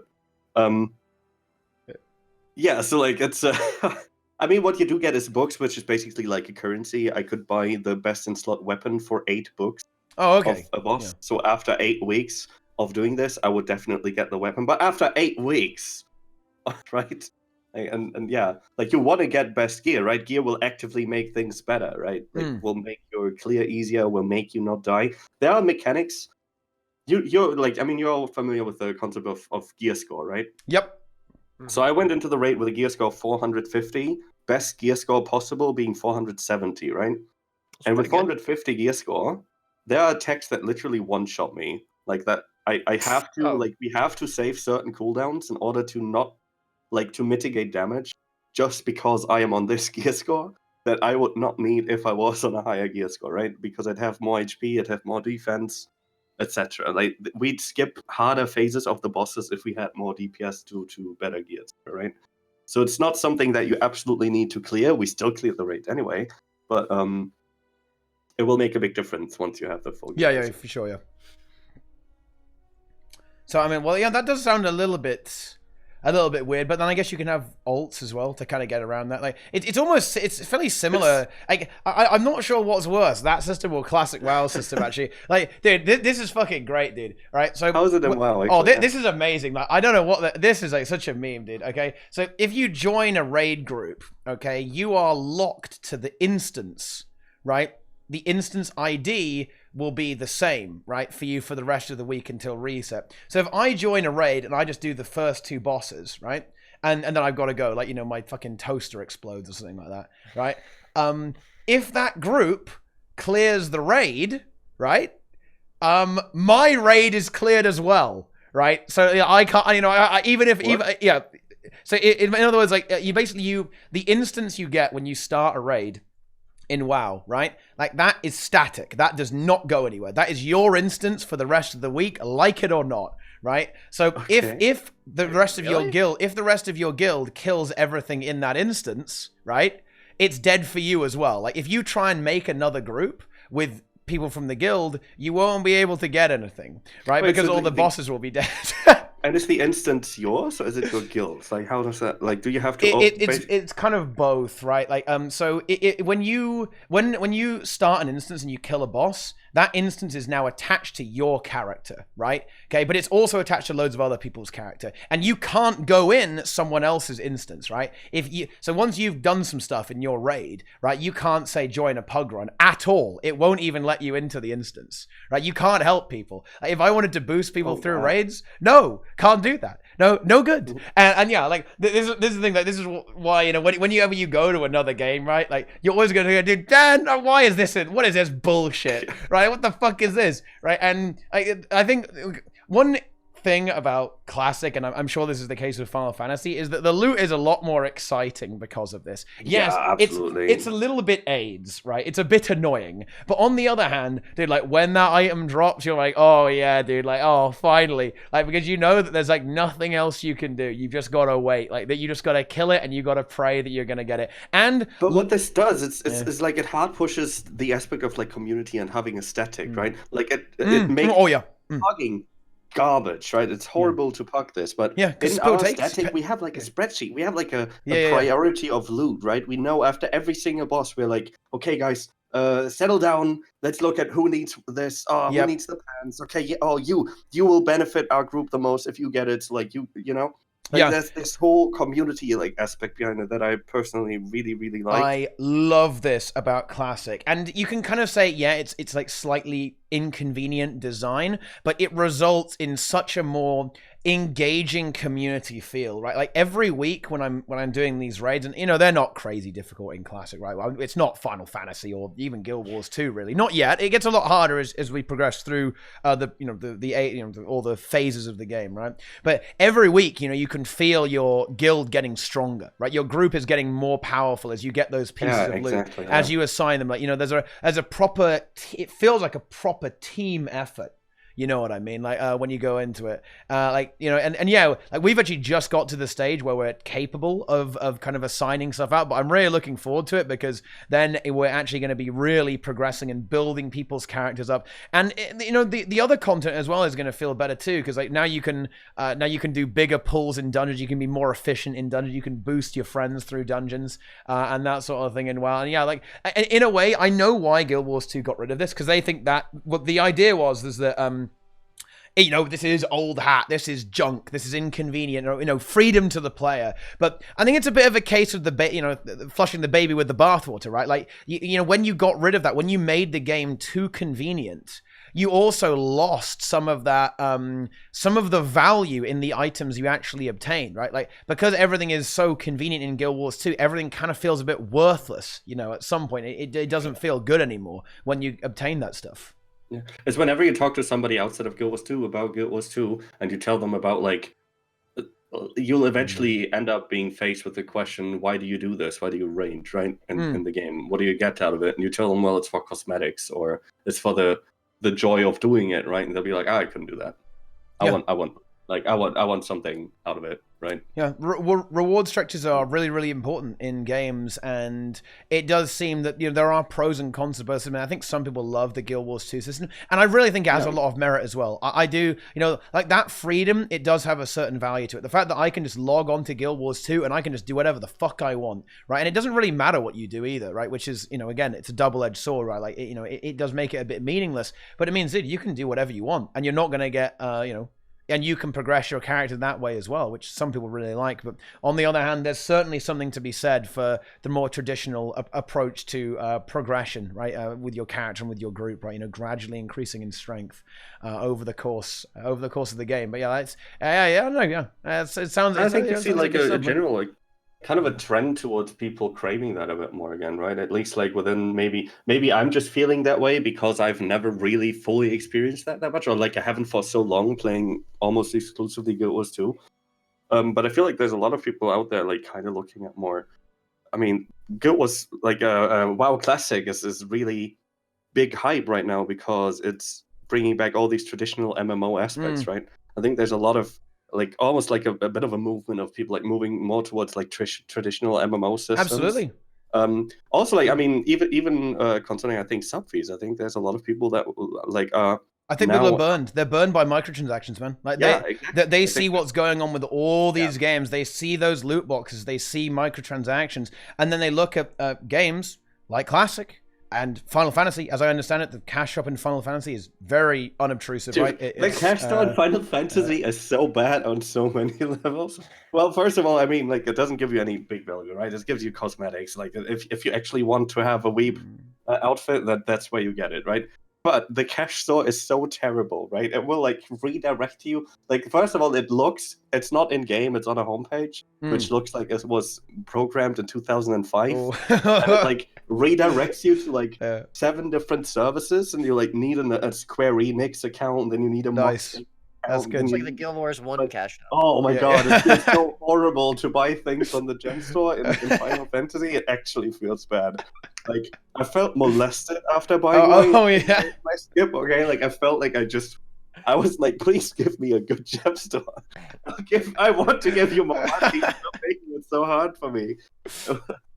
Yeah, it was actually. They care about your money. They want to make it really annoying to buy anything. They're like, let's make it a real that you pain. Want to spend that money, dude. Yeah, like, you trying to spend money. Oh man, yeah, that's good. Yeah, no, I really expect to see more games. I'm excited for the next 5 years, really, for MMORPGs, because I think you're going to see a few.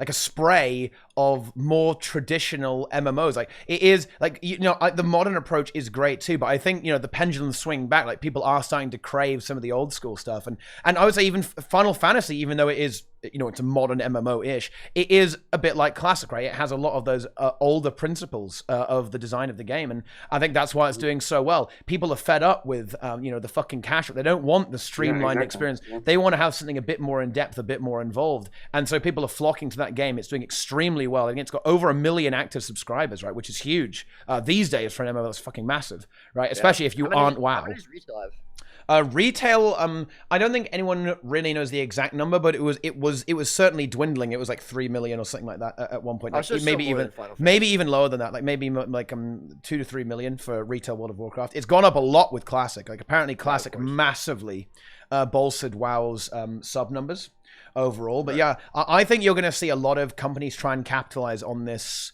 sentiment in the MMO gaming community, right? People are really going to try and do some new stuff, and it's very exciting. If you're an MMO fan, just in general, you're going to have a lot of choice coming up, I think, because people are looking at Classic, they're looking at Final Fantasy, and the dollar signs, they're in their eyes, dude, right? And they're gonna see if they can do it better, right, with modern technology. Because you got to bear in mind, both of these games are actually quite old. Like Final Fantasy and WoW are both quite old games. Like, when was the actual original release of Final Fantasy, Roca? Do you actually happen to know that off the top of your head? Of like the initial one, the one that got scrapped later, or the initial one? But did they rework the game? Did they rework the engine, or is it probably just the same game? I have no idea about either, if I'm honest. Yeah. I don't even know either one. Oh, they rewrote it a lot. They completely redid it. Yeah. They redid, like, I'm not sure if they redid the combat a lot and stuff like this, but they actually relaunched the game as far as I understood. Basically, they had the whole story that happened during the initial story of the game, right? They like deleted that game and then took that story as the basis, as the base lore to build the new game on, right? So like you then play the game, and it starts with like a cutscene of what like happened in that game that got scrapped, and it's then like ancient history. You know, it's like, oh, these are like the events of the past that like led to the world being as it is today. You know, so yeah.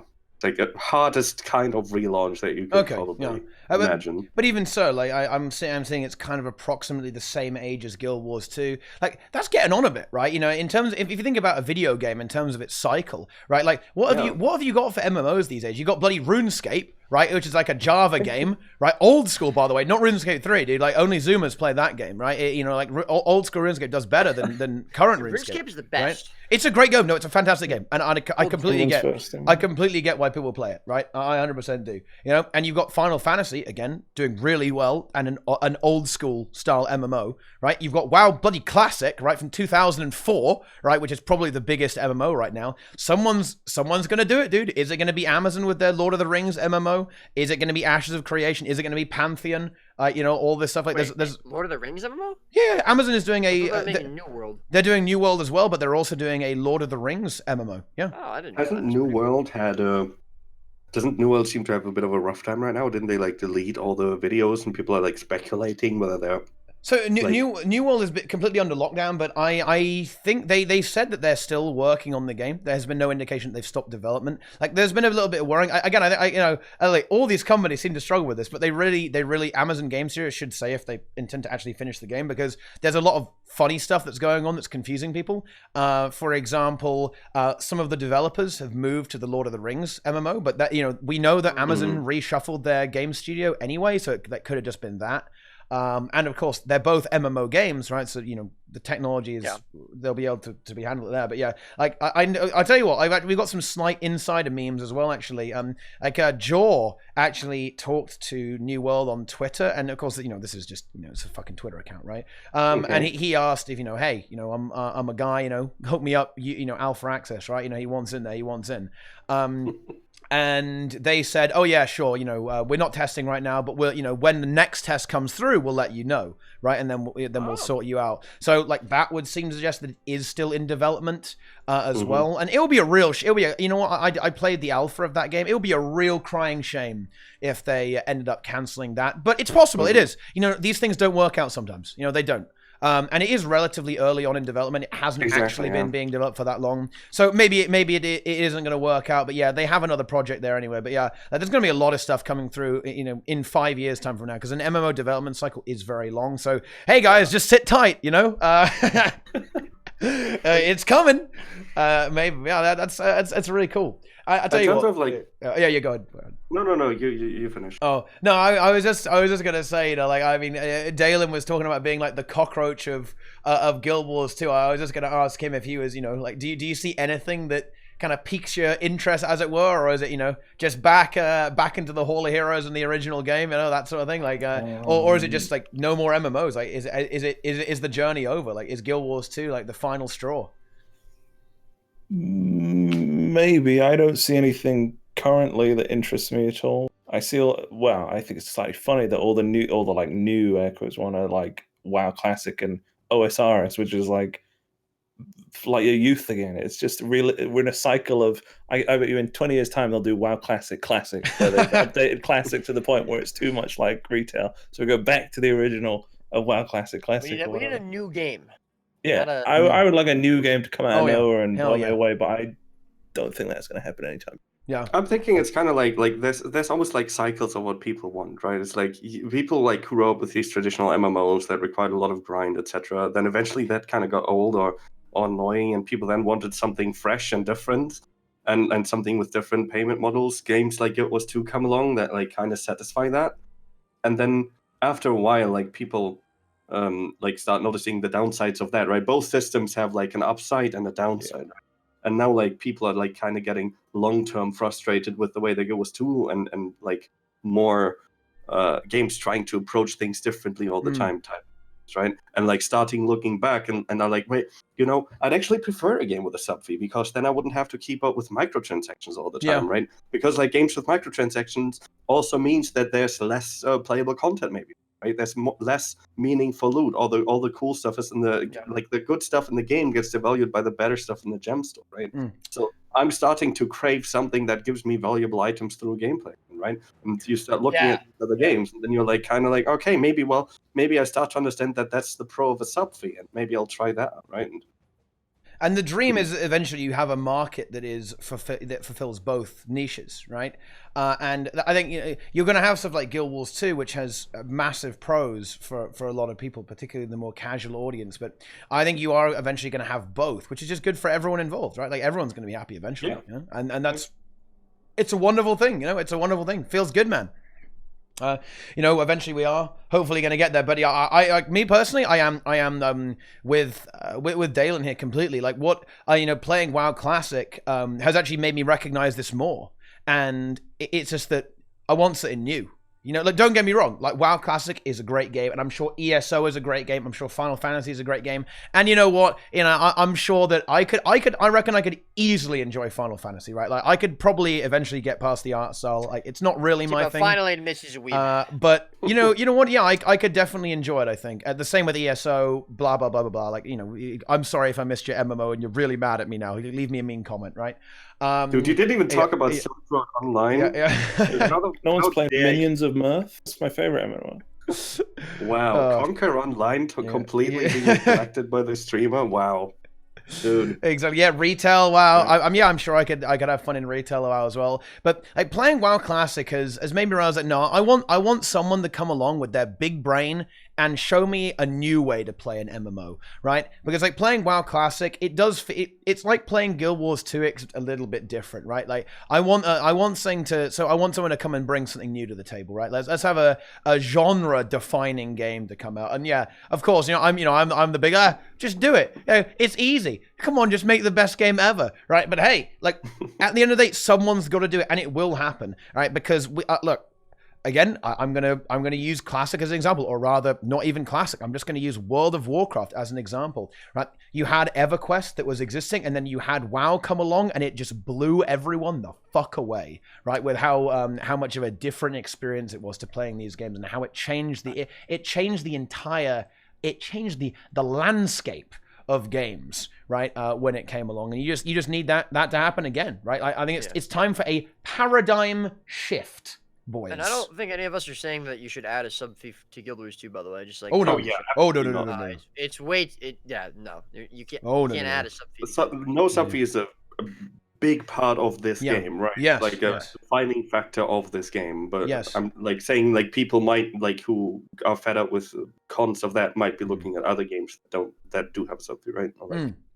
Yeah. No, I would never advocate for adding a sub fee to Guild Wars 2. I think it's too much a part of the game's identity, and it's kind of its model is very based on this. Like, would I be personally okay with it? Yeah, I would, but I don't think the community would really fit with it, and it would probably massively damage the game actually at this point. Right, Guild Wars 2's niche, it's a big part of its market is the fact that it is the game that you buy and then you can just play. Right, you can quit for 6 months, take a break, forehead, and you can come back, right? And the game is just waiting for you. You may have to, shell out a few gems for a living story, but to be honest, I have absolutely zero sympathy for people who can't be bothered to log in once, right, and unlock it. You know what I mean? I mean, come on, right? Like, look, okay, yeah. The only thing you should have ever had. What about a new player, though? As a new player, as a new player, I think they do this with some of it. They bundle some of it in if you buy the game. As in, like, you can purchase an add-on, and I think they should just continue to do that, right? Especially when you're getting through quite a lot of seasons. In the, you've got quite a lot of seasons now. You've got 5, right? We're moving on to Living Story 5. At that point, you should be kind of saying, oh yeah, if you buy Path of Fire, we'll chuck in some stuff for you as well, or at least give us an extra $5 or $10. And we'll sort you out, right? Like you can go and play the older story as well. You know what I mean? Like that's. I imagine you buy POF, and like how many episodes do you have to buy now to be able to catch up with current story without having massive holes? I mean, let's be honest. The only story worth playing is the one they literally just released a few weeks ago. So. Well, it's certainly one of the strongest ones, but it's still relevant. Some players may want to experience that older content as well. Experience season 1. Yeah. Season 1 is. I feel privileged to have been there. Well, I mean, the only ones that are available to. Yeah. What I think is good about the story right now is that it allows a new player to go in with fairly little prior knowledge without having played all the previous stuff, and like you can catch up with the story quite quickly. You just kind of hear, oh, we killed that dragon, that dragon is now an elder dragon, and like you can kind of find your way into the story, right? Because it's like a new arc that starts, it's a completely new region that starts. And Final Fantasy, I think this is a big reason of why Final Fantasy boomed so much with Shadowbringers recently, because that story took you to a completely different region, 100% different. I hadn't played the previous story, I just watched a few cutscene recap videos. Like, you just really just need like 2 or 3 pieces of info, and you can play that story as a new player without any downsides, right? There's no moments where you're like, oh shit, I don't know who this character is, right?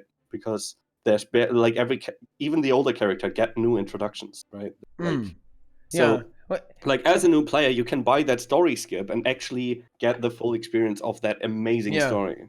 I think that's, well, I mean, I'm not sure I'd exactly say you can really do that so much with Guild Wars 2. I mean, like, you know, it's like, wait, who are these people? You know, like, what the hell is going on? I've played the game since launch, and I still like, who are these people? Are any of the NPCs in Guild Wars 2 NPCs you want to know more about? Because Dwin? You can totally do it. 100% you can do it. You know what? All it takes is literally, like, you have, imagine, like, the writers of Guild Wars 2 have 100%. This is literally what Final Fantasy does. They say you go through a hole in time and space, and you're now in a completely different world. And all of your friends are here too. I like that. Like, that's high energy. Down, like, in a nutshell, that's kind of what it is. Yeah. Right? And then you have, like, then it's like all of your friends, they went through this rift in time, but they're all in different places and they came here at different times. So they've been here for years, right? They're kind of used to shit already. Yeah. It's very convenient writing if you think about it. But and then you just like play a quest line with each one of the main. Like, imagine if you did this in Guild Wars 2, you'd play a quest line with Brien to get to know him. You'd know about him. Oh God, then you'd play a storyline with somebody else. You know, like, and you'd actually get to know all of the characters almost as if they were new. I would pay to skip that story. I mean, it's not Brien. The characters are actually good in that game, but oh yeah. Oh wow. Oh shit. Whoa. I gotta say, dude. Like, I found the Shadowbringer story fantastic. Absolutely. I don't play MMOs for the stories usually, right? Like, I play MMOs very much for the mechanical and the raid stuff, right? And I still found myself getting so invested in the story of this game that I was genuinely impressed. How is the combat? And I apologize if you already mentioned this, but how is the combat in Final Fantasy? A lot better than people give it credit for. I'm immediately getting defensive, right? Because I know what people think about it, right? It's not Guild Wars 2 combat. It sucks. Well, it's not Guild Wars 2 combat. That's true, yeah.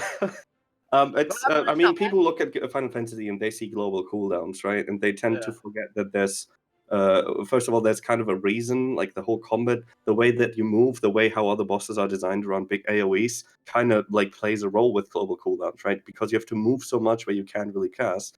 And then you also have off global cooldown skills, which are basically skills that usually have a high cooldown. And that you have to weave in between these. So suddenly you have like a couple of different factors to each attack. Like you have a cast time, then you have the global cooldown, you have the cooldown, and and basically like you get a couple of different types of attacks that you can then weave together very intricately, right? So it's actually at the lower levels it's 100% garbage. I'm just gonna say that, okay? When you're playing the healer and you have 2 skills and one is heal target A and the second skill is damage target A, and you're going into a group of like 10 mobs, and basically like you can either poke your little stick at one of the mobs every 2 seconds, or you can heal the tank with the 1 heal skill that you have. That's terrible, right? That feels really bad. But once you're at like level 50 or something, and you start unlocking all of these class-specific skills and like your own off-global cooldown skills is what they're called, it gets actually really intricate, and it does really fit together well with the boss design as well. Like you have to very often, and again, this also ties into how the bosses are scripted, right? You have to make the decision of where you're going to stand for a certain attack way in advance. But because the bosses are scripted like they are, you get to optimize like that, right? And it's on a lot of bosses, like since the DPS check is kind of tight, right? You actually have to do this, so it actually becomes fairly challenging. Right. It is, however, like there's a fair point to be made that it's definitely not as fluid as, for example, Guild Wars. It doesn't have a dodge, of course. Dodge adds a lot of reactiveness and fluidity and fast pace to Guild Wars, and Final Fantasy doesn't have that. But it's definitely better than what I think people are like talking about it. Yeah, this is a perspective that well, I suppose I do kind of share. I share both. I agree with both people. I agree with Roca, and I also agree with like the Guild Wars 2 snobs as well.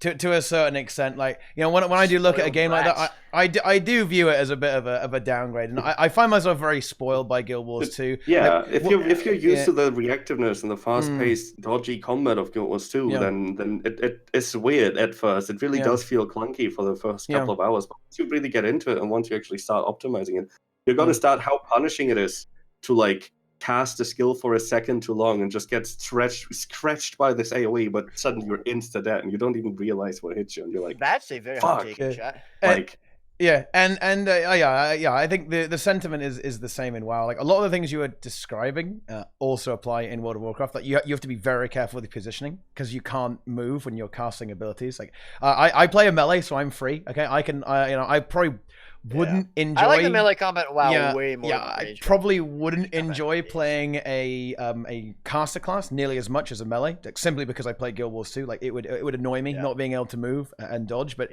like the thing as a tank as well, like the way I play tank in WoW, and this is not even a criticism of the game. It's just something I have to get used to, right? Like, a lot of my survival abilities are passive, right, in a way, right? So like a lot of my survival comes down to like if I get healed or not. You know, like I can't dodge a boss's abilities. It's going to hit me, right? And I can't really make it not hit me. All I can do is have loads of... I have loads of armor, and I can kind of, you know, block a percentage chance to block and stuff like that. And I've got some big defensive cooldowns that I can use potions, right, and that sort of thing. But ultimately, like, if the healer doesn't heal me, I'm dead. You know, it's like, oh no. And that's something I really... I do have to... I do miss a bit from Guild Wars 2, because if you're playing tank, say on a chrono, there's just so much you can do to not take any damage at all, right? Like, even as a DPS, suck, well, right? Yeah, you'll probably still live. Yeah, exactly. Yeah, you can kind of carry yourself in a way. Like, whereas in WoW, like, everything is very much a team effort. Like, if the tank's bad, you know, everyone's fucked, right? If the DPS are bad, everyone's fucked. If the healers are bad, well, yep, everyone's fucked. So, you know, totally it's not good at all. But, you know, there's definitely pros and cons, because in a way, and you know what, I kind of despise the idea of a global cooldown. But in WoW, like, and in Final Fantasy, I'm sure, like, it kind of... I don't like it, right? I think a global cooldown is not... I don't like it, but I can appreciate it more now that I've played with it, right? It forces you to make decisions and priorities, right? So there is a level of strategy and a level of thought that it adds to a game. Like, one of the criticisms of Guild Wars 2, particularly in PvE, well, actually in PvP and World vs. World as well, that you can kind of like... You know, you can spam very hard, right? And it will kind of work, right? Because you don't have a global cooldown. If you do that in WoW... Some classes more than others. Yep, some classes more than others, that's true. And don't get me wrong, Guild Wars 2 combat is very, very skill dependent as well, right? But the same is kind of true even in these global cooldown games as well, right? Because you're going to have to weave these abilities together and kind of figure out, oh yeah, this is where that goes, right? It's a different, like, style of rotation. Right? Yeah, it is. And I can appreciate both of them now. Like, I think I still don't particularly like the idea of a global cooldown, but I can actually see what it adds to the game in both games situations, actually. So, yeah, it's not as bad as I thought. Like, I wasn't expecting much from the combat in World of Warcraft, but actually, no, I think it. Enjoy the melee yeah, I enjoy it. I think it's very serviceable, and I don't know how this is in Final Fantasy. But one of the best things about WoW, and this seems like such a weird detail, but it is the combat works well because of like the great sound effects and like the way the numbers appear. I know this sounds so weird, right? But the way the numbers appear on the screen and kind of like, bah, you know, they explode out at you when you get a crit. And these great sound, these really good sound effects when you get a hit with your spell or you get a crit, or, you know, your enemy kind of just like, blah, like flails back when you crit them, and that sort of thing. Like, it's really well done. Like, this game's combat, which is obviously, you know, very, very old school tab target, basic stuff. It is held together by awesome sound design and solid animations, and I imagine the same is true in Final Fantasy as well. So yeah, like that, it's not very all flashy. Yeah, well, yeah, I've seen. I don't, dude, when I've been watching, so I don't know what the fuck is going on in some of these ones. It's like exactly my first impression. Watching a video, watching like a POV, and you're just like, what are all these lightning effect. But once you get used to it, it's actually yeah. And you can also cull a lot of it in settings. Something, by the way, that like I don't want to mention. Like I constantly get this feedback whenever I talk about. I'm a guy that likes to like talk about his opinions on games a lot, right? With their communities, and then people always say like, you're kind of jaded when it comes to Guild Wars 2 combat because you play a caster class, and apparently a lot of like the melee classes, etc. They have a lot less cast time stuff, and they have way more. Derpy actually made a post with like listing some of the things that I have to look out for. A lot of like much more positioning effects, etc. That actually make it very, very hard and optimizable, I would say, right? There's a lot of optimization that you can do. And this is something that I really like about WoW Raids, actually, and is the positioning aspect of it. Is that in Guild Wars 2, you're very often just hugging each other, right? Because positioning doesn't really matter at all, right? It does a little bit, but nowhere near as much in these games. Like being out of... I'm talking about raids here, right? Like with regards to raids, like positioning is absolutely critical in like World vs. World and PvP. But even there, actually, like in World vs. World, like you're kind of just cuddling each other a lot of the time. Like you can be out of position, right? I suppose, right? But it's not exactly the same. It makes in particular in raids, it makes the raids feel fucking epic, you know, like in WoW, because you've got everyone spread out, like throwing bolts at the bosses and stuff like that. And as opposed to in Guild Wars 2, like everyone's standing right in each other's hitbox so they can get all the boons and collect up all the boons, you know? I do like that. That part of the game, positioning like being important. Russian dolls fighting. Yeah, it is. It is.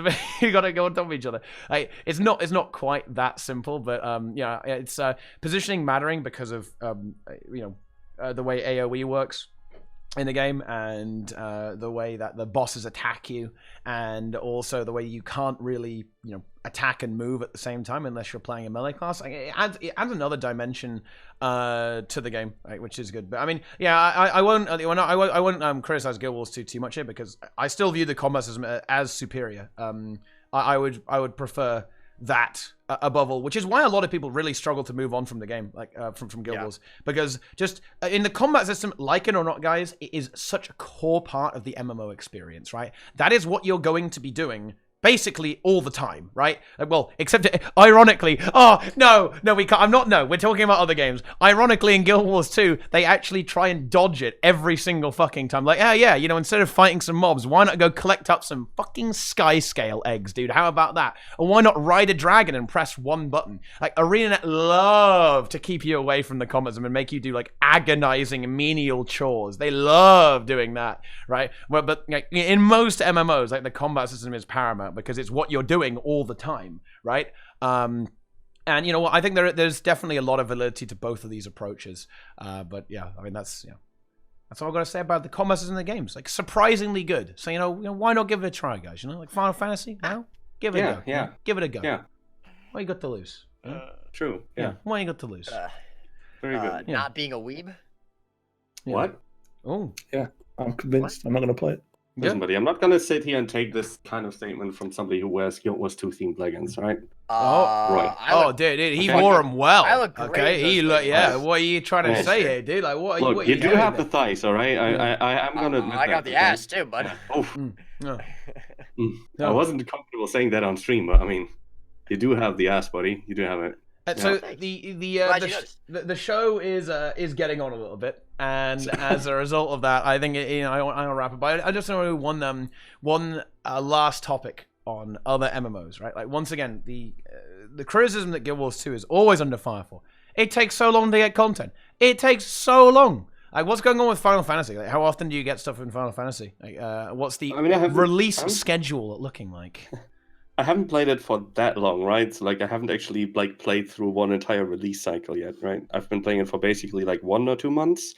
But I think the last raid release, I'm not sure what type of raid it exactly was after the last Guild Wars 2 raid release. And the next raid release will be, I think, in 2 weeks. And yeah. Here's the thing. It's usually like 3 months, right? But a Final Fantasy gives you like dungeons and trials and raids as part of the core story, right? And then later in expansions, it will give you hard modes for these, right? So you have basically we basically can already kind of see what boss will be given a hard mode at some point, right? Because he was part of the story as a trial boss. He's like the last trial boss left that doesn't have a hard mode yet. So we know that eventually they're going to add a hard mode to him, right? And he's going to become a good fight, right?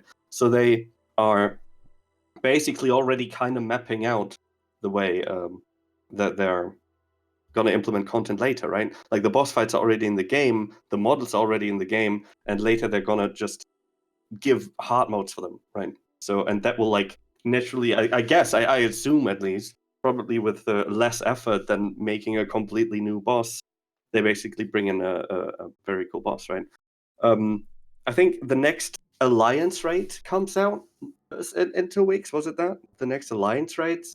And also the new Ultimate will come in. So Alliance raid being the 24-man raid, and the Ultimate being the boss blitz type thing that I explained. So also, I think it's worth mentioning that I think it's even to the point where it's a complaint in the Final Fantasy XIV community. Too much content. Yeah, no, but they know it's always apparently the same, right? They always have a very clear roadmap of how content is going to be released with very little... No surprises. No surprises, right? But they always know what's coming up. They always, like, apparently it's all streamlined, right? It's always... They're communicating with the player base? Is that what I'm hearing? Yeah, and like the community apparently complains about like a lack of like variety and things changing up. This is just things I heard, right? I've, coming from Guild Wars 2, heard this. I was like, what? You're complaining about this? Like you keep getting told all the content that you're gonna get, and you're like unhappy with that? You're mad about that. What? I don't get it. I guess they kind of want stuff dropped on them out of nowhere. Because they want to have like, instead of having an old boss revitalized, they would want a new boss instead. That sort of thing. I guess is the complaint. I think it's more like I'm not sure actually. I really can't understand it, so it's hard to like. Also, it's just something I've heard, right? I really like, these are the kind of things where I feel like I need to be like in the community to really judge it, right? And just having played for a month, I'm not really qualified to really. Saying that, right? I just like, whenever I talk to people about it that are a little bit more, little bit less critical of Guild Wars 2 maybe, and a little bit more like defensive of it almost, like they'll say like, dude, you're gonna play Final Fantasy and you're gonna see that the community has like, it's the same amount of complaints, etc. What the chat is pointing out though is that people are really talking very well about the lead developer, Yoshi P is his name. Okay. Right? I'm not sure if he's the Z or the MO of Final Fantasy, but he is like, he's being worshipped almost, right? Like people love that dude. Yeah. And they do streams, like they do letters to the community, they do like all that stuff, and like I think he was like the one who did the revamp, the one who basically decided that they're gonna delete the initial version and like revamp the game, and people really like that guy. Okay, this is what community support for your developers looks like, right? Yeah, and that's the great. Hard like, opposite. When you've got that hype around the game, it's gonna blow the fuck up. Like, I imagine when Shadowbringers came out, right? Like everyone was going crazy, like hyping the game really hard, right? And that is such a boon for your game. Like when people are going crazy, posting about it, talking about it all over the place, like really saying how awesome it is. You get this buzz around the game, and having a positive community, I think, is a really important thing to have around your game. And if you have that, you know, that's the feedback loop of everyone's getting hyped up and everyone's getting, you know, you end up circle jerking being happy, and you have to be a bit careful with that. You know, you don't want to ignore anything that's going wrong, but it is good to have that positivity around your game. And Guild Wars 2 being the opposite, it certainly struggles to. Guild Wars 2 is weird. Like it is on such a. I think everyone's very on edge in the community, right? Like you go from like, yeah, game's so good to uninstall right now, delete it, burn it, you know, eat the devs, right? Like it goes back and forth very quickly. Wait, what was that? Right? Eat the devs. Oh wow! Oh, is that what you're into, Teapot? No, it's not vor, dude. I'm not saying vor. I'm saying like actually eat them. Right. That's a fetish for some people, I think. So I think what I'm hearing here is that they have community management. Would that be an accurate? It seems like I don't know what it is again. I haven't like seen it all in action yet, right? Well, but they have community support. I cannot 100% tell you how they get it, right? How the devs do it, because I haven't seen it in action for long enough. How do they do it? They definitely seem. Maybe it's just really because people are so happy that like he like fixed the game when it was at its lowest, right? Yeah. Maybe it's that he apparently seems to listen very much to every part of the community. And also, I think what Final Fantasy doesn't have, I don't think it has a part of the community that feels out like Guild Wars 2 has, right? Feels left out like Guild Wars 2 has. Like, raiders in Guild Wars 2 feel left fucking out. World versus World person in Guild Wars 2 feel like they're left out, right? PvP feel left out. They feel like you're not being listened. The one of them at the back, dude. Like the one guy at the back, remember? We got him! We got him! Like, yeah. Final Fantasy brings out these raids, but Final Fantasy is not considered a raid-oriented game. Like, Final Fantasy considers itself a story-driven casual MMO, much like Guild Wars 2. They have the same issues that we have. Like, they constantly talk about how the community is a snowflake community, and how everybody's about taking screenshots at world bosses, right? I hear that a lot, right? But they deliver story and they deliver raids. That's what I mean, right? They deliver all these new raids and they deliver these new trial bosses, etc. But it doesn't come at the cost of story. At least it doesn't seem like it to me, right? They're bringing out these raids, as I said, right? Yep. You know what else they're bringing out? They've revamped the story to make it replayable after you've bought it, right? That's a huge feature to the game. That's an insanely huge feature. Would be good in Guild Wars 2. Would be good. Would be a real good idea. Would be a real good idea to do that. You can't even replay the base story, which is like ridiculous. It's actually, it's wait, you can't replay the base story in Guild Wars. That's what I'm saying. In Guild Wars 2, you can't replay the base story whatsoever. Want to replay that story? I don't know why would you want to. You actually cannot. Can you not? Straight up cannot. Once you've done a mission, you're done, boy. I thought you. You absolutely can't. You have to remake a new character. Really? If you want to replay. I didn't know that. And you can't replay Living Story, really? You can't replay the base story. Season 1 you can play Living Story, but you can replay all of Living World Season 2 all the way up to now. You can but those first two bits are lost in the void once you've done them. I mean, one you can't even do at all. Season 1. I guess ArenaNet just realized there is literally no reason why you would want to. I've been replaying it on like olds, and it's not actually that bad. It's had this like terrible rep for years, where it's like, oh, it's the worst thing ever. But it's actually like, it's all right, but it's not very. I would rather not be able to play it the first time that I played it. Wow. Would you pay for a story skip in Guild Wars 2 if Guild Wars 2 was story? If I knew what that story was like, yes. Imagine you can't access Heart of Thorns unless you finish the core story. Yeah, because that's how Final Fantasy is, right? Like, I guess I'm not playing Heart of Thorns then. That sucks. Then, I mean, look at a player like myself, right? I skipped the story because I wanted to get to raids. I wanted to start playing the end game stuff and have all the skills enabled. So I skipped most of the story. I played the final expansion story. So now I've played that. And I thought it was really, really good. And now I'm kind of like, oh shit, I kind of would like to play the story again. And they're adding it as a feature, right? That's actually a pretty big deal. That's not just that's not a feature they developed overnight, is what I'm saying, right? And it comes out to it's a lot of work. Things, right? Like, they're satisfying all parts of their community in a way. I should be careful saying this, really. I should be really careful saying this. I don't know how the PvP community feels in Final Fantasy at all, right? But it feels to me like developing raids doesn't come at the cost of developing story. Bringing out story doesn't come at the cost of bringing out raids. Their raiding community is small and elite as well, right? They have these same issues, and yet they get content because they've been weaving group content into story, and all they have to do basically is add a hard mode for it. Wouldn't the analogy be there then that it's just it's not necessarily that they don't have the same issues, or rather that people don't feel left out. It's just that they have a very different focus to Guild Wars 2, and we in Guild Wars 2 are the PvPers, right, of Final Fantasy. I think Final Fantasy is established as a as a PvE focused game, right? It's story and raiding. I think I mean, you were saying how it's known for the story, but it's kind of it's a story, role playing game. But if anything, whenever I hear about Final Fantasy, I always hear about raids. I hear about big bosses, right? I think it's well known for its end game content as well, being very, very enjoyable to play through. So perhaps this is more of a case of that's what they're focusing on, the company. focusing on the end game there. Whereas Guild Wars 2 are just not focusing at all. And, you know, in the same way that they're focusing on story only. Yeah, story only. Whereas Final Fantasy has managed to squeeze story and end game in. Guild Wars 2 is just doubling down on the story and saying fuck everything else. But in the same vein, right? Like, even for a start, Final Fantasy has like a realm versus realm thing you said as well. Like, I guess I'm not sure. It's like I think it's a PvP mode, but I really haven't done it myself, and like all the info I have on it is like, oh, they have PvP, and someone was like, oh yeah, they have like a 72-man thing that's kind of like, well, this is one. That's the extent of my knowledge on PvP. Yeah, I know that PvP gives you really dope armor skins in Final Fantasy, and yeah, that's it now.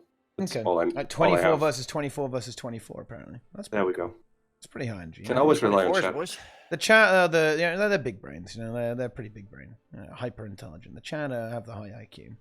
But yeah, well, that's pretty cool stuff. So then, if you have release schedules like that, the game seems very sustainable then as well. Like with the, you know, the content. It seems like they can just kind of go on for as long as they want. You know, like it doesn't seem like they're going to have any trouble with maintaining their current releases or anything like that. So yeah, sounds like a very successful. They've got a good setup there. Seems like on Final Fantasy. That's some good memes.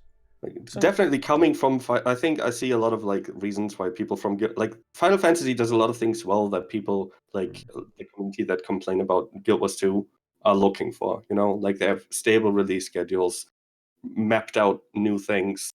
Like they have a solid end game, etc. Like maybe not a 100% focus on end game, but at least to the point where you don't feel like you're just being ignored because you're the 1% of the community that didn't. You know, like. Yeah. Like they just give you the content regardless, right? So okay, that is very, very interesting, and I think that is a pretty good place to actually wrap things up. It's been a big show, and you know what? I really hope you guys have enjoyed it and got a bit of a taste of where TeaTime is going to be going in the future. So it's now time for some good old we're all going to become weebs. It's time for some outroductions. Let's see. His name is right at the start. Okay, right at the start of the title, because he was so sad. His name was at the end, like end of the thing. Like, no, we had to fix that. It's Roy. He spent the first hour and a half trolling us mercilessly. Yes, he did. Okay, prove it. Yeah, I can't. How can I prove that? I can't prove that. But yeah, it's Roy. What are you up to these days, man? What's going down? Well, guys, I've got great news for you, because if you feel abandoned by your favorite Guild Wars 2 streamer, twitch.tv/MightyTeapot, you know, he's been playing classic WoW. He's now becoming a weeb in Final Fantasy. Well, I haven't, okay? All right? WoW Classic, weeb games, ha! Get that shit out of here, okay? The last week I've spent getting my Sky Scale. I am a real Guild Wars 2 gamer, and I will not abandon you. And that is why you should always subscribe for free with Twitch Prime, but not actually to me, to keep subbing to Teapot. He's a much better streamer and content creator than I am. And I'm garbage. Also, Roca, awesome dude. And make sure you sub to Daelin Dwin on YouTube. He makes very cool, funny little YouTube videos. But yeah, if you're still following me on Twitch, probably good time to unfollow. What is this? Yeah. I mean, you're getting away with not promoting for yourself and for this, but actively unpromoting yourself, Roy? Yeah. Stop it. Psychology. He'll come out on top. Yeah. I will say, though, I am helping Battle Efficiency with their Beetle Champions League, which is a very, very cool Beetle Champions League event. It's a good time. Next weekend, the 12th, I'll be streaming. Next weekend, the 13th, that'll be Kaba streaming. And then the following Saturday, the 19th, is going to be the grand finals. Yeah, so check that out. It's a good time. If you like Beetle Racing, or you just like me yelling at the screen, which apparently people enjoy, then you should follow that. And, you know, I cast UTs and stuff. No, don't unfollow me. I'm kidding. I am literally a full-time Guild Wars 2 streamer, okay? If you unfollow me, I'll be on the streets in a hot minute. But make sure you support the other awesome people in this stream too, because they put in the work. And yeah, and I love you, Guild Wars 2 community. All right, there you go. Oh, Isn't that sweet? Isn't that sweet? It is, yeah. Well, okay, and then well, no, not finally. Next up, he is an eternal ERP champion, officially one of the best players in Guild Wars 2. Now translating over. He's done with this game. He beat it. He beat Guild Wars. He won. He beat it. He did it. He did it. He beat the game. You think I'd stop grinning like an idiot whenever somebody says that, right? But I don't. It's not getting old at all. Yeah, it's not. And now he's turned his attention to Final Fantasy. It is Roca. What's going on, man? Are you still doing some of that streaming action? Showing us those wee breaks? I'm streaming a lot less, right? Like there's a lot of real life going on, right? So I don't really get to stream as much. But I do still stream every now and then. Of course, right now people don't see me because it's not like it was 2 sections, right? I don't have to tell you where I'm streaming right now, right? You guys now been talking about it. Not wearing cat ears, but I do stream Final Fantasy. So yeah, if anybody, guys, feels like they want to like try out Final Fantasy, I do want to say that I'm not saying like uninstall Guild Wars 2 dead game go, right? Why not, dude? Why not? I do think it's kind of healthy to like play multiple games and not get over invested into one. It actually does feel a lot better to not get super mad about everything that happens in Guild Wars 2 just because you like have a bit of like an outside perspective now. You know, broaden your horizons. It's definitely fun to like play 2 games and just play Guild Wars 2 when you feel like playing it and not feeling it because you're feeling obligated to play it, right? Because you're so used to it, right? So it's definitely fun to play another game. If anybody wants to try out Final Fantasy, guys, feel free to hook me up and I can send you an invite to that Discord if you want to get settled with a few resources for new players. Also, I'll be streaming on Tuesday. I'll be streaming a reset raid if you want to see what the raids actually look like in Final Fantasy after all this talk about them. That's on Tuesday. So yeah. Will you be wearing your cat ears? I'm always wearing cat ears, even as we speak. I do want to like Roy just inform you that we don't only have cat girls, we also have bunny girls. We have this is all real, by the way, sadly. We also have dragon girls, I think. Dragon girls are a thing. Dragon girls. I think we have furry girls as well. I think we have like straight up char knockoffs. What else do we have? We have a lot of weird shit in that game. There's a lot of combinations with girls, right? Like animals, mythical beasts with. Oh, have you ever had a fetish of crossing over a girl with a? Can you be a rabbit man? Or there's only female options? You can be a rabbit man. I think that race has only female. But you can be a lizard person. You can not lizard. Like think about it as like human but dragon ears and a few scales, right? Could you be just like a human and nothing else? Yes, you can. Without animals added in. Oh, well, that's. You can also be like an elf, right? A really long. You be non-binary.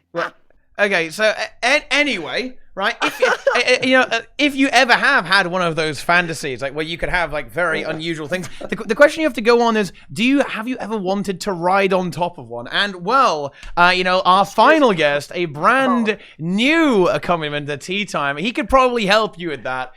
It is Daelin Dwin, recently moving into his commentary on Guild Wars 2 as a video game by roasting them over the build templates, and he is pictured as, Alex Jones from guildwars.com, infoguildwars.com. Tell us about your YouTube. Picture. Tell us about memes. It is a quality picture. That's some good stuff right there.